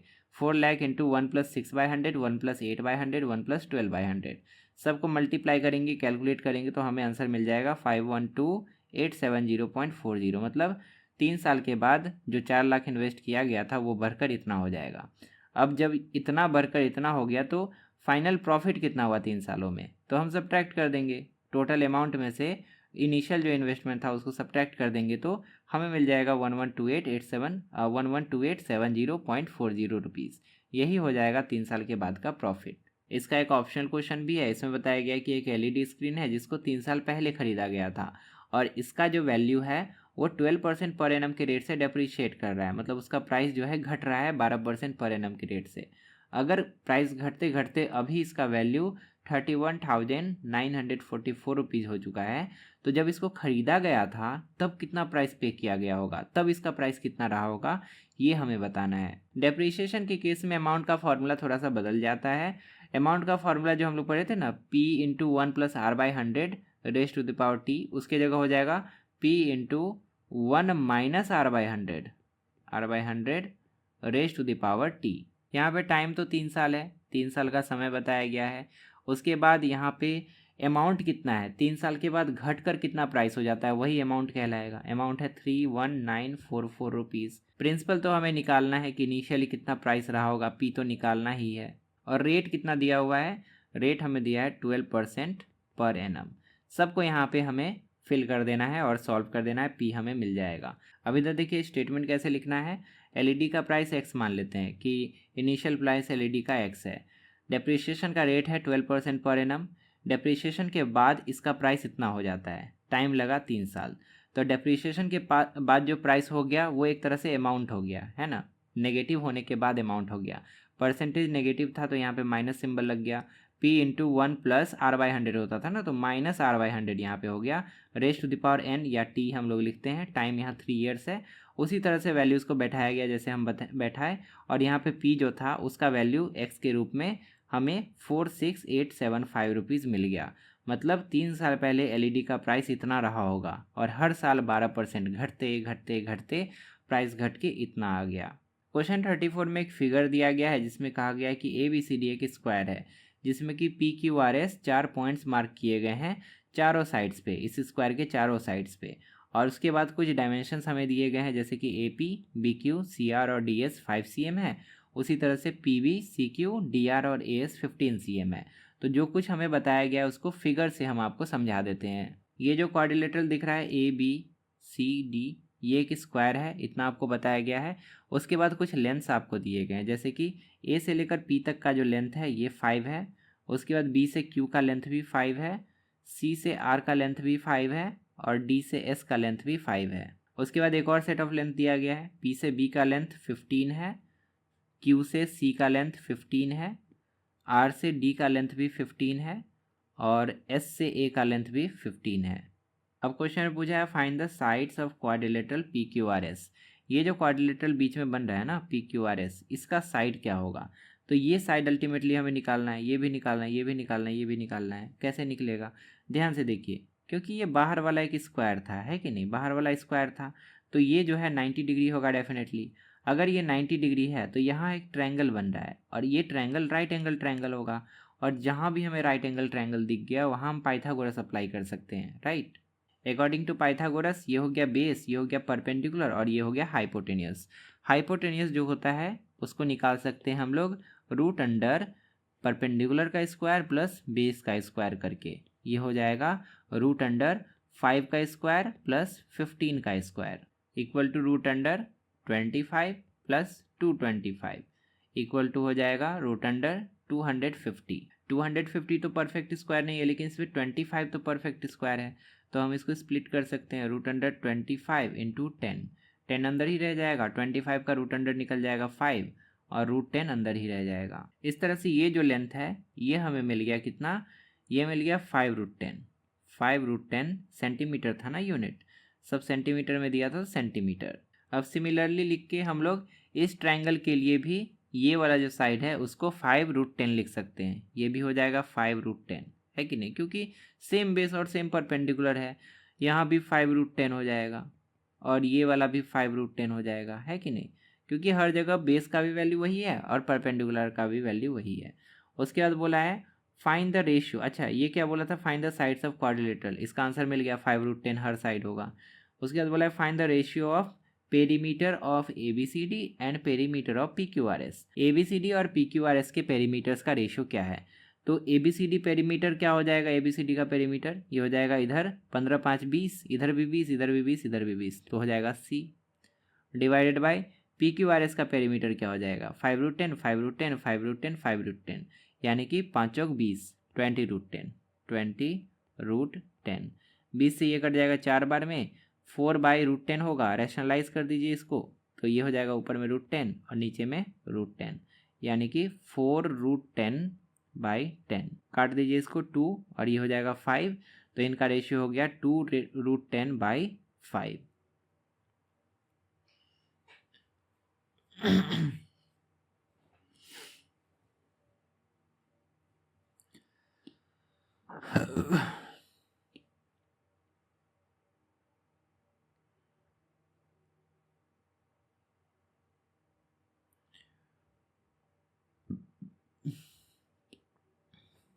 ठीक है, आप रैशनलाइज करके इतना भी लिख सकते हैं या आप यहाँ भी छोड़ सकते थे कि इसका रेशियो हो गया 4।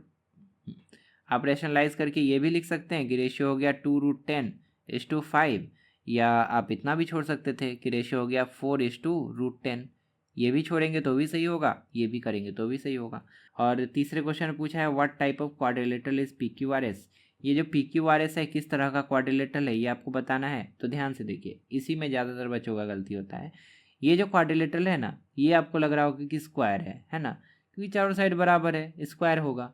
लेकिन ऐसा नहीं है, ज़रूरी नहीं है कि ये स्क्वायर ही होगा, क्योंकि उसके लिए आपको ये भी प्रूफ चाहिए कि ये 90 डिग्री है, तब ना आप इसको स्क्वायर बोल सकते हैं।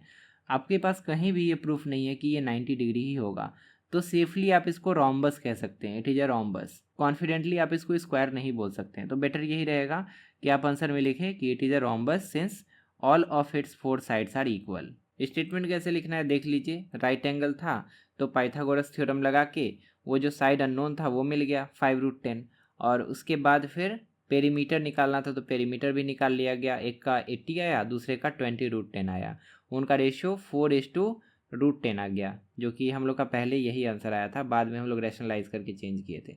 ये लिखेंगे तो भी चलेगा। उसके बाद वो फिगर कौन सा है, तो ये रोम्बस है, क्योंकि इसके चारों साइड्स इक्वल है, तो रोम्बस ही आपको लिखना है ऐसे क्वेश्चंस में। क्वेश्चन नंबर 35 में बताया कि एक स्क्वायर फील्ड है जिसका एरिया हमें गिवन है अब एरिया गिवन है तो इसका साइड निकाला जा सकता है, सिंपल सी बात है। उसके अलावा एक दूसरा रेक्टेंगुलर फील्ड भी है जिसका लेंथ जो है उसके ब्रेथ का दोगुना है। अगर ब्रेथ x है तो उसका लेंथ जो है 2x हो जाएगा, ऐसे हम लोग लेट कर सकते हैं। उसके बाद बोला है कि has its perimeter equal to the perimeter of the square field. ये जो रेक्टेंगुलर फील्ड है ना, इसका पेरीमीटर और उस स्क्वायर फील्ड का पेरीमीटर बराबर है आपस में, ठीक। ये क्लू हमें दिया है। Find the area of the rectangular field, हमें रेक्टेंगुलर फील्ड का एरिया बताना है। सबसे पहले दो फिगर्स बना लीजिएगा, एक स्क्वायर का फिगर बनेगा और दूसरा रेक्टेंगल का फिगर बनेगा। अब हमें क्या बोला था कि ये जो स्क्वायर है इसका एरिया हमें दिया था, इसका एरिया है 6084। जब इसका एरिया हमें दिया है तो इसका साइड हम लोग निकाल सकते हैं। इसका साइड हो जाएगा, इसका साइड जो होगा वो हो जाएगा √6084। इसको सॉल्व करेंगे तो आपको मिल जाएगा 78। इसका साइड हमें 78 मिल चुका है। अब क्वेश्चन में बोला था कि जितना इसका पेरीमीटर है इसका भी पेरीमीटर उतना ही है। तो अगर हम इसका पेरीमीटर निकाल लें तो अल्टीमेटली हमें इसका पेरीमीटर मिल जाएगा। तो इसका क्या पेरीमीटर होगा, इसका पेरीमीटर होगा 4 × 78, राइट। तो 8 चौक 32 और 7 चौक 28 और 3 29 30 31 312 हो जाएगा इसका पेरीमीटर। सेंटीमीटर में था सब, नहीं मीटर में था, तो 312 मीटर हो जाएगा। अब इसका भी पेरीमीटर 312 ही होगा, है कि नहीं, 312 ही होगा अकॉर्डिंग टू क्वेश्चन। इसके बारे में फिर हमें क्लू दिया था कि इसका जो ब्रेथ है और इसका जो लेंथ है, ब्रेथ का डबल है लेंथ इसका। तो ब्रेथ को अगर हम x माने तो लेंथ हो जाएगा 2x। उसके बाद अगर हम इसको पेरीमीटर वाले फॉर्मूला में डालें तो x + 2x + x + 2x, चारों को जोड़ देंगे चारों साइड को, तो 312 आना चाहिए। तो इससे एक इक्वेशन बन जाएगा, है ना। हम लिख सकते हैं x + 2x + x + 2x और इक्वल टू 312 हो जाएगा। 6x = 312, x = 312 divide by 6। इसको कैंसिल आउट कर देंगे, 52 टाइम्स में ये कट जाएगा, x का वैल्यू 52 मिल गया। मतलब अल्टीमेटली हमें ये वाला ब्रेथ मिल गया 52 और ये हो जाएगा 52 का डबल यानी कि 104। अब हमें रेक्टेंगल का लेंथ और ब्रेथ दोनों मिल चुका है। अब हमें रेक्टेंगल का एरिया बस बताना था, है ना। तो इसका एरिया निकालना अब कितना आसान है। एरिया क्या हो जाएगा, area will be equal to 104 × 52। Multiply कीजिएगा, आपको मिल जाएगा 5048 मीटर स्क्वायर। यूनिट लिखना एकदम नहीं भूलिएगा, जहाँ जहाँ भी आंसर आप निकाल रहे हैं जितने जगह हो सकता है आप यूनिट जरूर लिखिएगा, क्योंकि उसका भी मार्क्स होता है। इसका स्टेटमेंट कैसे लिखना है देख लीजिए। सबसे पहले हमें स्क्वायर फील्ड का एरिया दिया था, जिससे कि हमने उसका साइड निकाल लिया। साइड निकालने के लिए इसका स्क्वायर रूट निकालना पड़ा। स्क्वायर रूट आप किसी भी मेथड से निकाल सकते हैं, लॉन्ग डिवीजन से भी, प्राइम फैक्टराइजेशन से भी, आप पे डिपेंड करता है। साइड हमें मिल गया 78। अब इस साइड की मदद से हम लोग स्क्वायर का पेरीमीटर निकाल लेंगे। स्क्वायर का पेरीमीटर जो है 312 मीटर आ गया। अब जितना स्क्वायर का पेरीमीटर है उतना ही रेक्टेंगल का भी पेरीमीटर है, ये हमें क्वेश्चन में दिया था। तो इस तरह से हमें रेक्टेंगल का पेरीमीटर मिल चुका है। उसके बाद हमें एक और चीज़ दिया था कि रेक्टेंगल का जो ब्रेथ है उसका डबल है उसका लेंथ। तो अगर हम इसको x मानते हैं तो ये 2x हो जाएगा। पेरीमीटर का फॉर्मूला पे सबको फिट करेंगे तो 312 = इतना हो जाएगा और उसके बाद x का वैल्यू मिल जाएगा 52। हमारा भी इतना ही आया था। x हमने ब्रेथ को माना था तो ब्रेथ हमें मिल गया 52 और लेंथ उसका डबल यानी कि 104। अब ब्रेथ और लेंथ दोनों मिल चुका है तो एरिया निकालने में कौन ही बड़ी बात है। तो अब यहाँ पे हम लोग लेंथ और ब्रेथ को मल्टीप्लाई कर देंगे, 5408, वो रेक्टेंगल का एरिया हमें मिल जाएगा। अब चलिए सेक्शन 5 पे आते हैं, जिसमें कि हमें केस स्टडी वाले क्वेश्चंस दिए गए हैं। इसमें बताया गया है कि एक रियल एस्टेट डेवलपर है जो कि एक नया रेसिडेंशियल प्रोजेक्ट स्टार्ट करता है ग्रीनवुड सिटी के नाम से, और इसमें 2 BHK 3 BHK और 4 BHK फ्लैट्स वो बेच रहा है। उसका सारा डिटेल हमें इस टेबल में दिया गया है और हमसे कुछ क्वेश्चंस पूछे गए हैं। पहला क्वेश्चन है, find the selling price of 2 BHK flat. 2 BHK flat जो है उसका सेलिंग प्राइस क्या है, उसको हमें उसके लिए हमें ये वाला डेटा दिया गया है। 2 BHK फ्लैट का कॉस्ट प्राइस है 40 लाख, परसेंटेज गेन इसमें हुआ है 15%। इसका सेलिंग प्राइस हमें निकालना है। तो यहाँ पे SP निकालने के लिए सिंपली हम लोग क्या करेंगे, जो भी कॉस्ट प्राइस है उसमें हम लोग परसेंटेज गेन को ऐड कर देंगे। कॉस्ट प्राइस में जितना प्रॉफिट परसेंट हुआ है उस हिसाब से हम लोग उसमें प्रॉफिट निकाल के ऐड कर देंगे, तो सेलिंग प्राइस हमें मिल जाएगा। सिंपल। अब इसका सॉल्यूशन भी हम आपको दिखा देंगे। दूसरा क्वेश्चन है, determine the gain percent on sale of 1 3 BHK flat. एक 3 BHK फ्लैट बिकने पर कितना प्रॉफिट परसेंट हुआ है ये निकालना है। तो यहाँ पे CP है 50 लाख, SP है 60 लाख, तो 10 लाख का प्रॉफिट हुआ। और उस प्रॉफिट को परसेंटेज बनाने के लिए क्या करेंगे, परसेंटेज प्रॉफिट का फॉर्मूला लगा देंगे, which is profit by CP into 100%, है ना, 100%। तो प्रॉफिट आपको 10 लाख मिल चुका है, सीपी आपको 50 लाख दिया है, 10 लाख बाई 50 लाख इंटू 100% कर देंगे तो प्रॉफिट परसेंट आपको मिल जाएगा। और तीसरा क्वेश्चन क्या है, if 10% of total cost price of 3 BHK flat, 3 BHK flat का जो कॉस्ट प्राइस है उसका 10% is utilized for its interior decoration and it is sold for 66 lakh rupees. तो जितना 3 BHK फ्लैट का कॉस्ट प्राइस है उसका 10% डेकोरेशन में खर्च होता है और उसके बाद 66 लाख में उसको बेच दिया जाता है। तो इस केस में प्रॉफिट परसेंट क्या होगा? तो इसके लिए हम लोग क्या करेंगे, देखिए 3 BHK का कॉस्ट प्राइस क्या है, 50 लाख है और इसका 10% खर्च करना है डेकोरेशन में। तो 50 लाख का 10% हो जाएगा 5 लाख, मतलब अब इसका कॉस्ट प्राइस कितना हो गया, 55 लाख हो गया, है ना। इसका कॉस्ट प्राइस 55 लाख हो गया और इसको बेचा जा रहा है 66 लाख में, 66 1 2 3 4 5 6, 66 लाख में इसको बेचा जा रहा है। अब बताना है कि प्रॉफिट परसेंट कितना हुआ। तो पहले प्रॉफिट निकालेंगे ना, 11 लाख का प्रॉफिट हुआ है ना, 11 लाख का प्रॉफिट हुआ है। और परसेंटेज प्रॉफिट निकालने के लिए क्या करेंगे, प्रॉफिट बाई CP इंटू 100% कर देंगे। हमें प्रॉफिट भी पता है, CP भी पता है और 100% यहाँ पे वैल्यू दिया ही है। सॉल्व करेंगे हमें प्रॉफिट परसेंट मिल जाएगा। ये ना बने तो इसका ऑप्शनल भी है, इसमें क्या बोला है, find the gain percent on selling 1 4 BHK flat. एक 4 BHK फ्लैट बेचने पर गेन परसेंट क्या होगा, if he sold 1 flat of each type then determine the total amount of profit earned. अच्छा, यहाँ पे 2 क्वेश्चन है, इसका 2 पार्ट है। ये पहला पार्ट है कि इसमें पूछा है कि 4 BHK फ्लैट बेचने पर कितना गेन परसेंट हुआ। तो वो तो हम लोग डायरेक्टली निकाल सकते हैं कि 60 लाख का फ्लैट था, 65 लाख में बेचा, 5 लाख का प्रॉफिट, परसेंटेज प्रॉफिट निकाल के बता देंगे। और इसमें दूसरा पार्ट भी है, इसमें बोला है कि if he sold 1 flat of each type then determine the total amount of profit earned. अगर वो हर एक एक फ्लैट बेचता है, तीनों तरह का एक एक फ्लैट अगर बेच लेता है तो टोटल प्रॉफिट उसको कितना हुआ ये बताना है। तो सबका CP हमें दिया है, SP इसका दिया ही है, इसका दिया ही है, ये तो आप निकाले ही होंगे फर्स्ट क्वेश्चन में। सबका SP भी आपको मिल जाएगा। तो टोटल SP में से टोटल CP घटा दीजिए और आपको मिल जाएगा कि टोटल कितना प्रॉफिट हुआ। अब चलिए इसका सॉल्यूशन हम आपको दिखा देते हैं। सबसे पहले हमें SP पूछा था तो प्रॉफिट कितना हुआ वो निकाल लिए, 6 लाख का प्रॉफिट हुआ और SP निकालने के लिए CP में प्रॉफिट को जोड़ दिए। तो यहाँ पे हमें SP मिल गया 46 लाख, 46 लैक्स। उसके बाद दूसरे क्वेश्चन में पूछा था कि गेन कितना हुआ, गेन परसेंटेज निकालना था। तो पहले गेन निकाला गया, 10 लाख का गेन हुआ है, प्रॉफिट हुआ है और उसको परसेंटेज में कन्वर्ट करने के लिए वही फॉर्मूला लगा दिया, प्रॉफिट बाय CP इंटू 100%, 20% का प्रॉफिट हो गया। तीसरे क्वेश्चन में क्या था कि इंटीरियर डिज़ाइनिंग में खर्च किया गया है ना, जितना उसका कॉस्ट प्राइस है उसका 10%, यानी कि 5 लाख खर्च किया गया है। अब उसका नया CP हो गया नया CP उसका 55 लाख हो गया, यहाँ 66 क्यों लिखा है, गलत है ये। नया CP उसका 55 लाख हो गया, ठीक है। और इसको बेचा गया है 66 लाख में, 66 लैक्स में। तो 11 लाख का यहाँ पे गेन हुआ है ना, और उस गेन को परसेंटेज में कन्वर्ट किया जाएगा। फिर यहाँ देखिए गलत है, यहाँ गेन निकाला है, परसेंटेज नहीं। उस गेन को परसेंट में कन्वर्ट करेंगे तो 11 लाख बाई 55 लाख इंटू 100% कर देंगे तो 20% का गेन यहाँ पे हुआ है। तो इस तरह से आपको सॉल्व करना है। इसका एक ऑप्शनल क्वेश्चन भी था, इसमें क्या था कि टोटल 4 BHK फ्लैट पे कितना परसेंट का प्रॉफिट हुआ है। तो SP माइनस CP करके प्रॉफिट निकाल लिया और उसके बाद परसेंटेज प्रॉफिट निकालने के लिए CP बाई नहीं प्रॉफिट बाई CP इंटू 100% कर दिया। तो यहाँ पे प्रॉफिट हो गया 8.33% का। और उसके बाद फिर लास्ट में पूछा था, उसी के साथ सेम क्वेश्चन में था दूसरा पार्ट, कि हमें बताना था कि ओवरऑल प्रॉफिट कितना हुआ।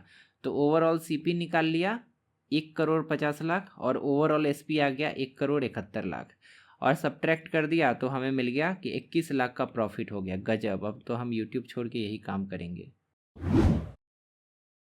क्वेश्चन नंबर 37 में बताया गया कि अंकुर है क्लास 8 का स्टूडेंट्स, उसको बर्ड के साथ खेलना और उसको देखना अच्छा लगता है। एक दिन उसको आइडिया आता है कि एक बर्ड बाथ बनाया जाए जिसमें कि बर्ड्स आके नहा सके। वो अपने भाई की हेल्प लेता है जो कि क्लास 10 में पढ़ता है। वो उसको मटेरियल चूज़ करने में हेल्प करता है जिससे कि बर्ड बाथ बनाया जा सकता है। वो लोग मिलकर क्यूबॉइडल शेप में एक बर्ड बाथ बनाते हैं जिसका इनर डायमेंशन हमें दिया है 24 centimetre into 20 centimetre into 5 centimetre. Terracotta tiles का इस्तेमाल करते हैं जिसका थिकनेस जो है 1 सेंटीमीटर है। ये रहा बर्ड बाथ। पहले हम इसका एक रफ डायग्राम बनाते हैं, फिर उसके बाद जो भी क्वेश्चंस पूछा गया है उसको सॉल्व करना काफ़ी आसान हो जाएगा। बर्ड बाथ का शेप है क्यूबॉइडल, यानी कि कुछ इस तरह से उसका टॉप दिखता होगा और उसका जो है थिकनेस भी है। तो थिकनेस जब है तो उसका मोटाई भी हमें दिखना चाहिए ना, वो ऐसे कुछ दिखता होगा उसका मोटाई। ये हम उसका थिकनेस दिखा दिए। उसके बाद उसका कुछ हाइट भी है, ठीक। और इस तरह से बर्ड बाथ बनाया गया है क्यूबॉइडल शेप में। इसका इनर डायमेंशन हमें दिया है, तो इनर डायमेंशन भी हम यहाँ पे मेंशन कर देते हैं। इनर डायमेंशन बाहर वाला डायमेंशन से थोड़ा सा छोटा होगा, है कि नहीं, तो इनर डायमेंशन हम यहाँ पे मेंशन कर दिए। अब ध्यान से देखिएगा, इनर डायमेंशन हमें कितना दिया था क्वेश्चन में, 24 × 20 × 5। चलिए इसको यहाँ पे मेंशन कर देते हैं। इसका अंदर से लेंथ है 24, अंदर से जो ब्रेथ है वो 20 है, और इसका जो अंदर से हाइट है वो 5 है। अब जब इनर डायमेंशन हमें दिया है तो हम लोग बाहर का डायमेंशन भी साथ ही साथ निकाल ही लेते हैं, क्योंकि अभी यूज़ होने वाला है वो, ठीक है। तो देखिए, जब अंदर का लेंथ है 24 तो बाहर का लेंथ क्या हो जाएगा, इधर भी 1 सेंटीमीटर जुड़ेगा, इधर भी 1 सेंटीमीटर जुड़ेगा, यानी कि बाहर का लेंथ हो जाएगा 26, है ना। 24 + 1 एक तरफ + 1 दूसरी तरफ, यानी कि 26 हो जाएगा। उसी तरह से अंदर का जब ब्रेथ है 20 तो बाहर का ब्रेथ क्या हो जाएगा, बाहर का ब्रेथ हो जाएगा, इधर भी 1 cm जुड़ेगा, उधर भी 1 cm जुड़ेगा, है ना।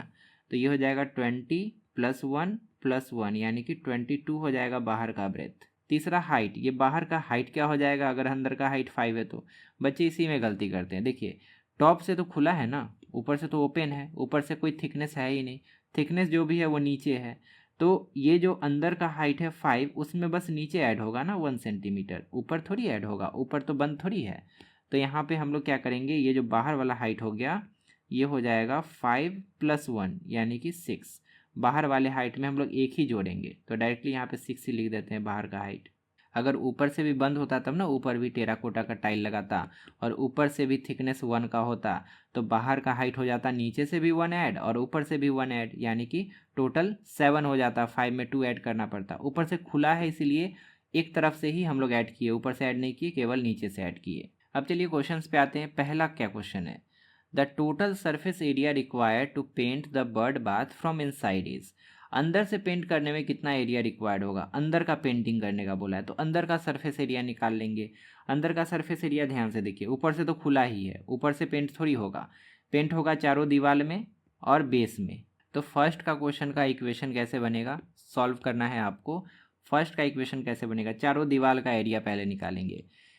इस दीवार का एरिया क्या हो जाएगा, 24 × 5 और ऐसा ऐसा 2 वाल है, प्लस ऐसा वाला जो वाल है, इधर वाला वाल, ऐसा भी 2 है, एक इधर और एक इधर, है ना। इन दोनों वाल का एरिया भी जोड़ना पड़ेगा। तो 2 walls ऑफ 5 × 20, हाइट है 5 और विड्थ है 20। चारों साइड के वॉल्स को तो हमने ऐड कर लिया एरिया में, बेस का एरिया भी तो हमें ऐड करना पड़ेगा ना। बेस, अंदर से जो बेस है, तो अंदर से जो बेस है उसमें लेंथ है उसका 24 और ब्रेथ है 20, तो हमें ऐड करना पड़ेगा 24 × 20। अब सबको सॉल्व कर देते हैं। 5 दूनी 10 और 10 × 24 240 हो गया, प्लस 5 दूनी 10 और 20 से गुना करेंगे तो 200 हो जाएगा, प्लस 24 दूना 48, एक जीरो लग जाएगा उसमें, 480। जोड़िए सबको, यहाँ पे जीरो, उसके बाद 8, 4 12 का 2, 4 2 6 और 2 8 1 9, 920 मीटर में था, मीटर में नहीं सेंटीमीटर में था, तो 920 सेंटीमीटर स्क्वायर हो गया अंदर का एरिया। दूसरे में पूछा है find the outer dimension of the bird bath. ये तो हम लोग पहले से ही निकाल चुके हैं। आउटर डायमेंशन क्या होगा, बाहर का लेंथ हो जाएगा 26, ब्रेथ हो जाएगा 22 और हाइट हो जाएगा 6। तीसरे में 2 क्वेश्चन है, ऑप्शनल भी है तीसरे का। पहला इसमें है how many such bird bath can be completely filled with 19.2 litre of water. ऐसा कितना बर्ड बाथ भरा जा सकता है इतना पानी में। तो पहले एक बर्ड बाथ का हम लोग वॉल्यूम निकाल लेंगे और उसके बाद उस वॉल्यूम से इसमें डिवाइड कर देंगे, तो पता चल जाएगा कि वैसा वैसा कितना बर्ड बाथ भरा जा सकता है इतना पानी से। तो पहले एक बर्ड बाथ का वॉल्यूम निकालते हैं। वॉल्यूम निकालने के लिए तो अंदर वाले क्यूब को हम लोग देखेंगे ना, पानी भरेगा तो अंदर ही भरेगा ना, ये बाहर तक थोड़ी पानी भरेगा, तो अंदर के डायमेंशन का यूज़ करके हम लोग वॉल्यूम निकाल लेंगे। तो तीसरे पार्ट में हम लोग क्या कर सकते हैं, वॉल्यूम निकालने के लिए volume will be equal to, लंबाई कितना है, लंबाई है 24 इंटू चौड़ाई है 20 और हाइट है अंदर से 5, तो हो जाएगा 20 × 5 = 100, 2400 हो जाएगा हाइट, और 2400 हो जाएगा एरिया, 2400 सेंटीमीटर स्क्वायर। अब बोला है लीटर में, हमें बोला है कि लीटर में पानी है, तो इसको लीटर में कन्वर्ट करेंगे ना। हमें पता है 1 स्क्वायर नहीं, क्यूब होगा, यहाँ पे वॉल्यूम है, तो हमें पता है कि 1 सेंटीमीटर क्यूब होता है 1 लीटर। ठीक है, ये सब चीज़ आपको पता होना चाहिए। उसी तरह से 2400 सेंटीमीटर क्यूब हो जाएगा 2.4 लीटर। राइट, टोटल कितना पानी दिया था? टोटल पानी दिया था 19.2 लीटर। तो 19.2 लीटर टोटल पानी है, ध्यान से देखिएगा। और एक बड़ बाथ में 2.4 लीटर आता है, तो कितना बड़ बाथ भरा जा सकता है, उसके लिए 19.2 में डिवाइड कर देंगे 2.4 से।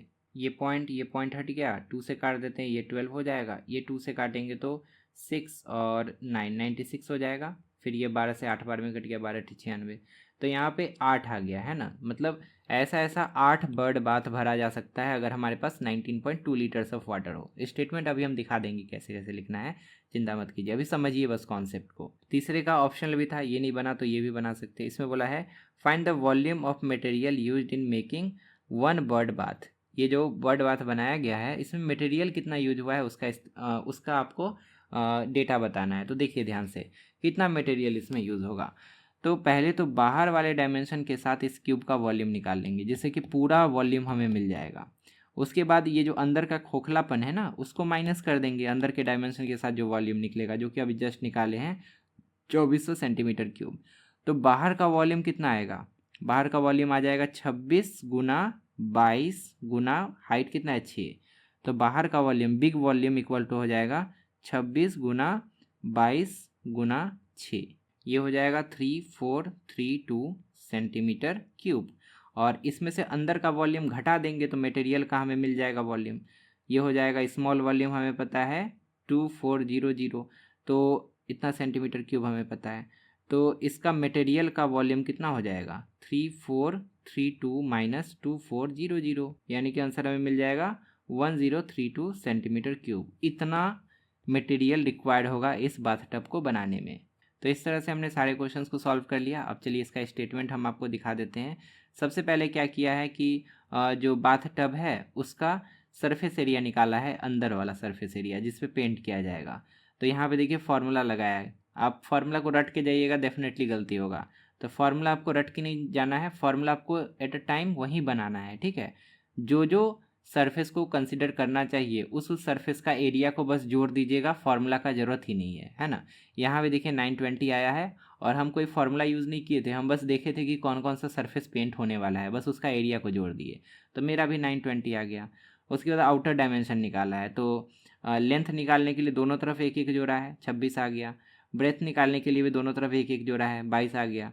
लेकिन हाइट निकालने के लिए केवल एक जोड़ा है, ऊपर से नहीं जोड़ा है, केवल नीचे से 1 जोड़ा है, क्योंकि नीचे ही थिकनेस है, ऊपर तो खुला है ना, इसीलिए 6 आया 5 से एक बढ़ के। तीसरे पार्ट में बोला था कि एक बर्ड बाथ का वॉल्यूम कितना है वो निकालिए, तो 2400 सेंटीमीटर क्यूब आया, जिसको लीटर में पहले कन्वर्ट किए और उसके बाद डिवाइड कर दिए टोटल गिवन वाटर से, जिससे कि पता चल गया कि 8 ऐसा ऐसा बर्ड बाथ भरा जा सकता है 19.2 लीटर पानी में। इसका एक ऑप्शनल क्वेश्चन भी था जिसमें बताया है कि कितना मटेरियल यूज़ किया गया।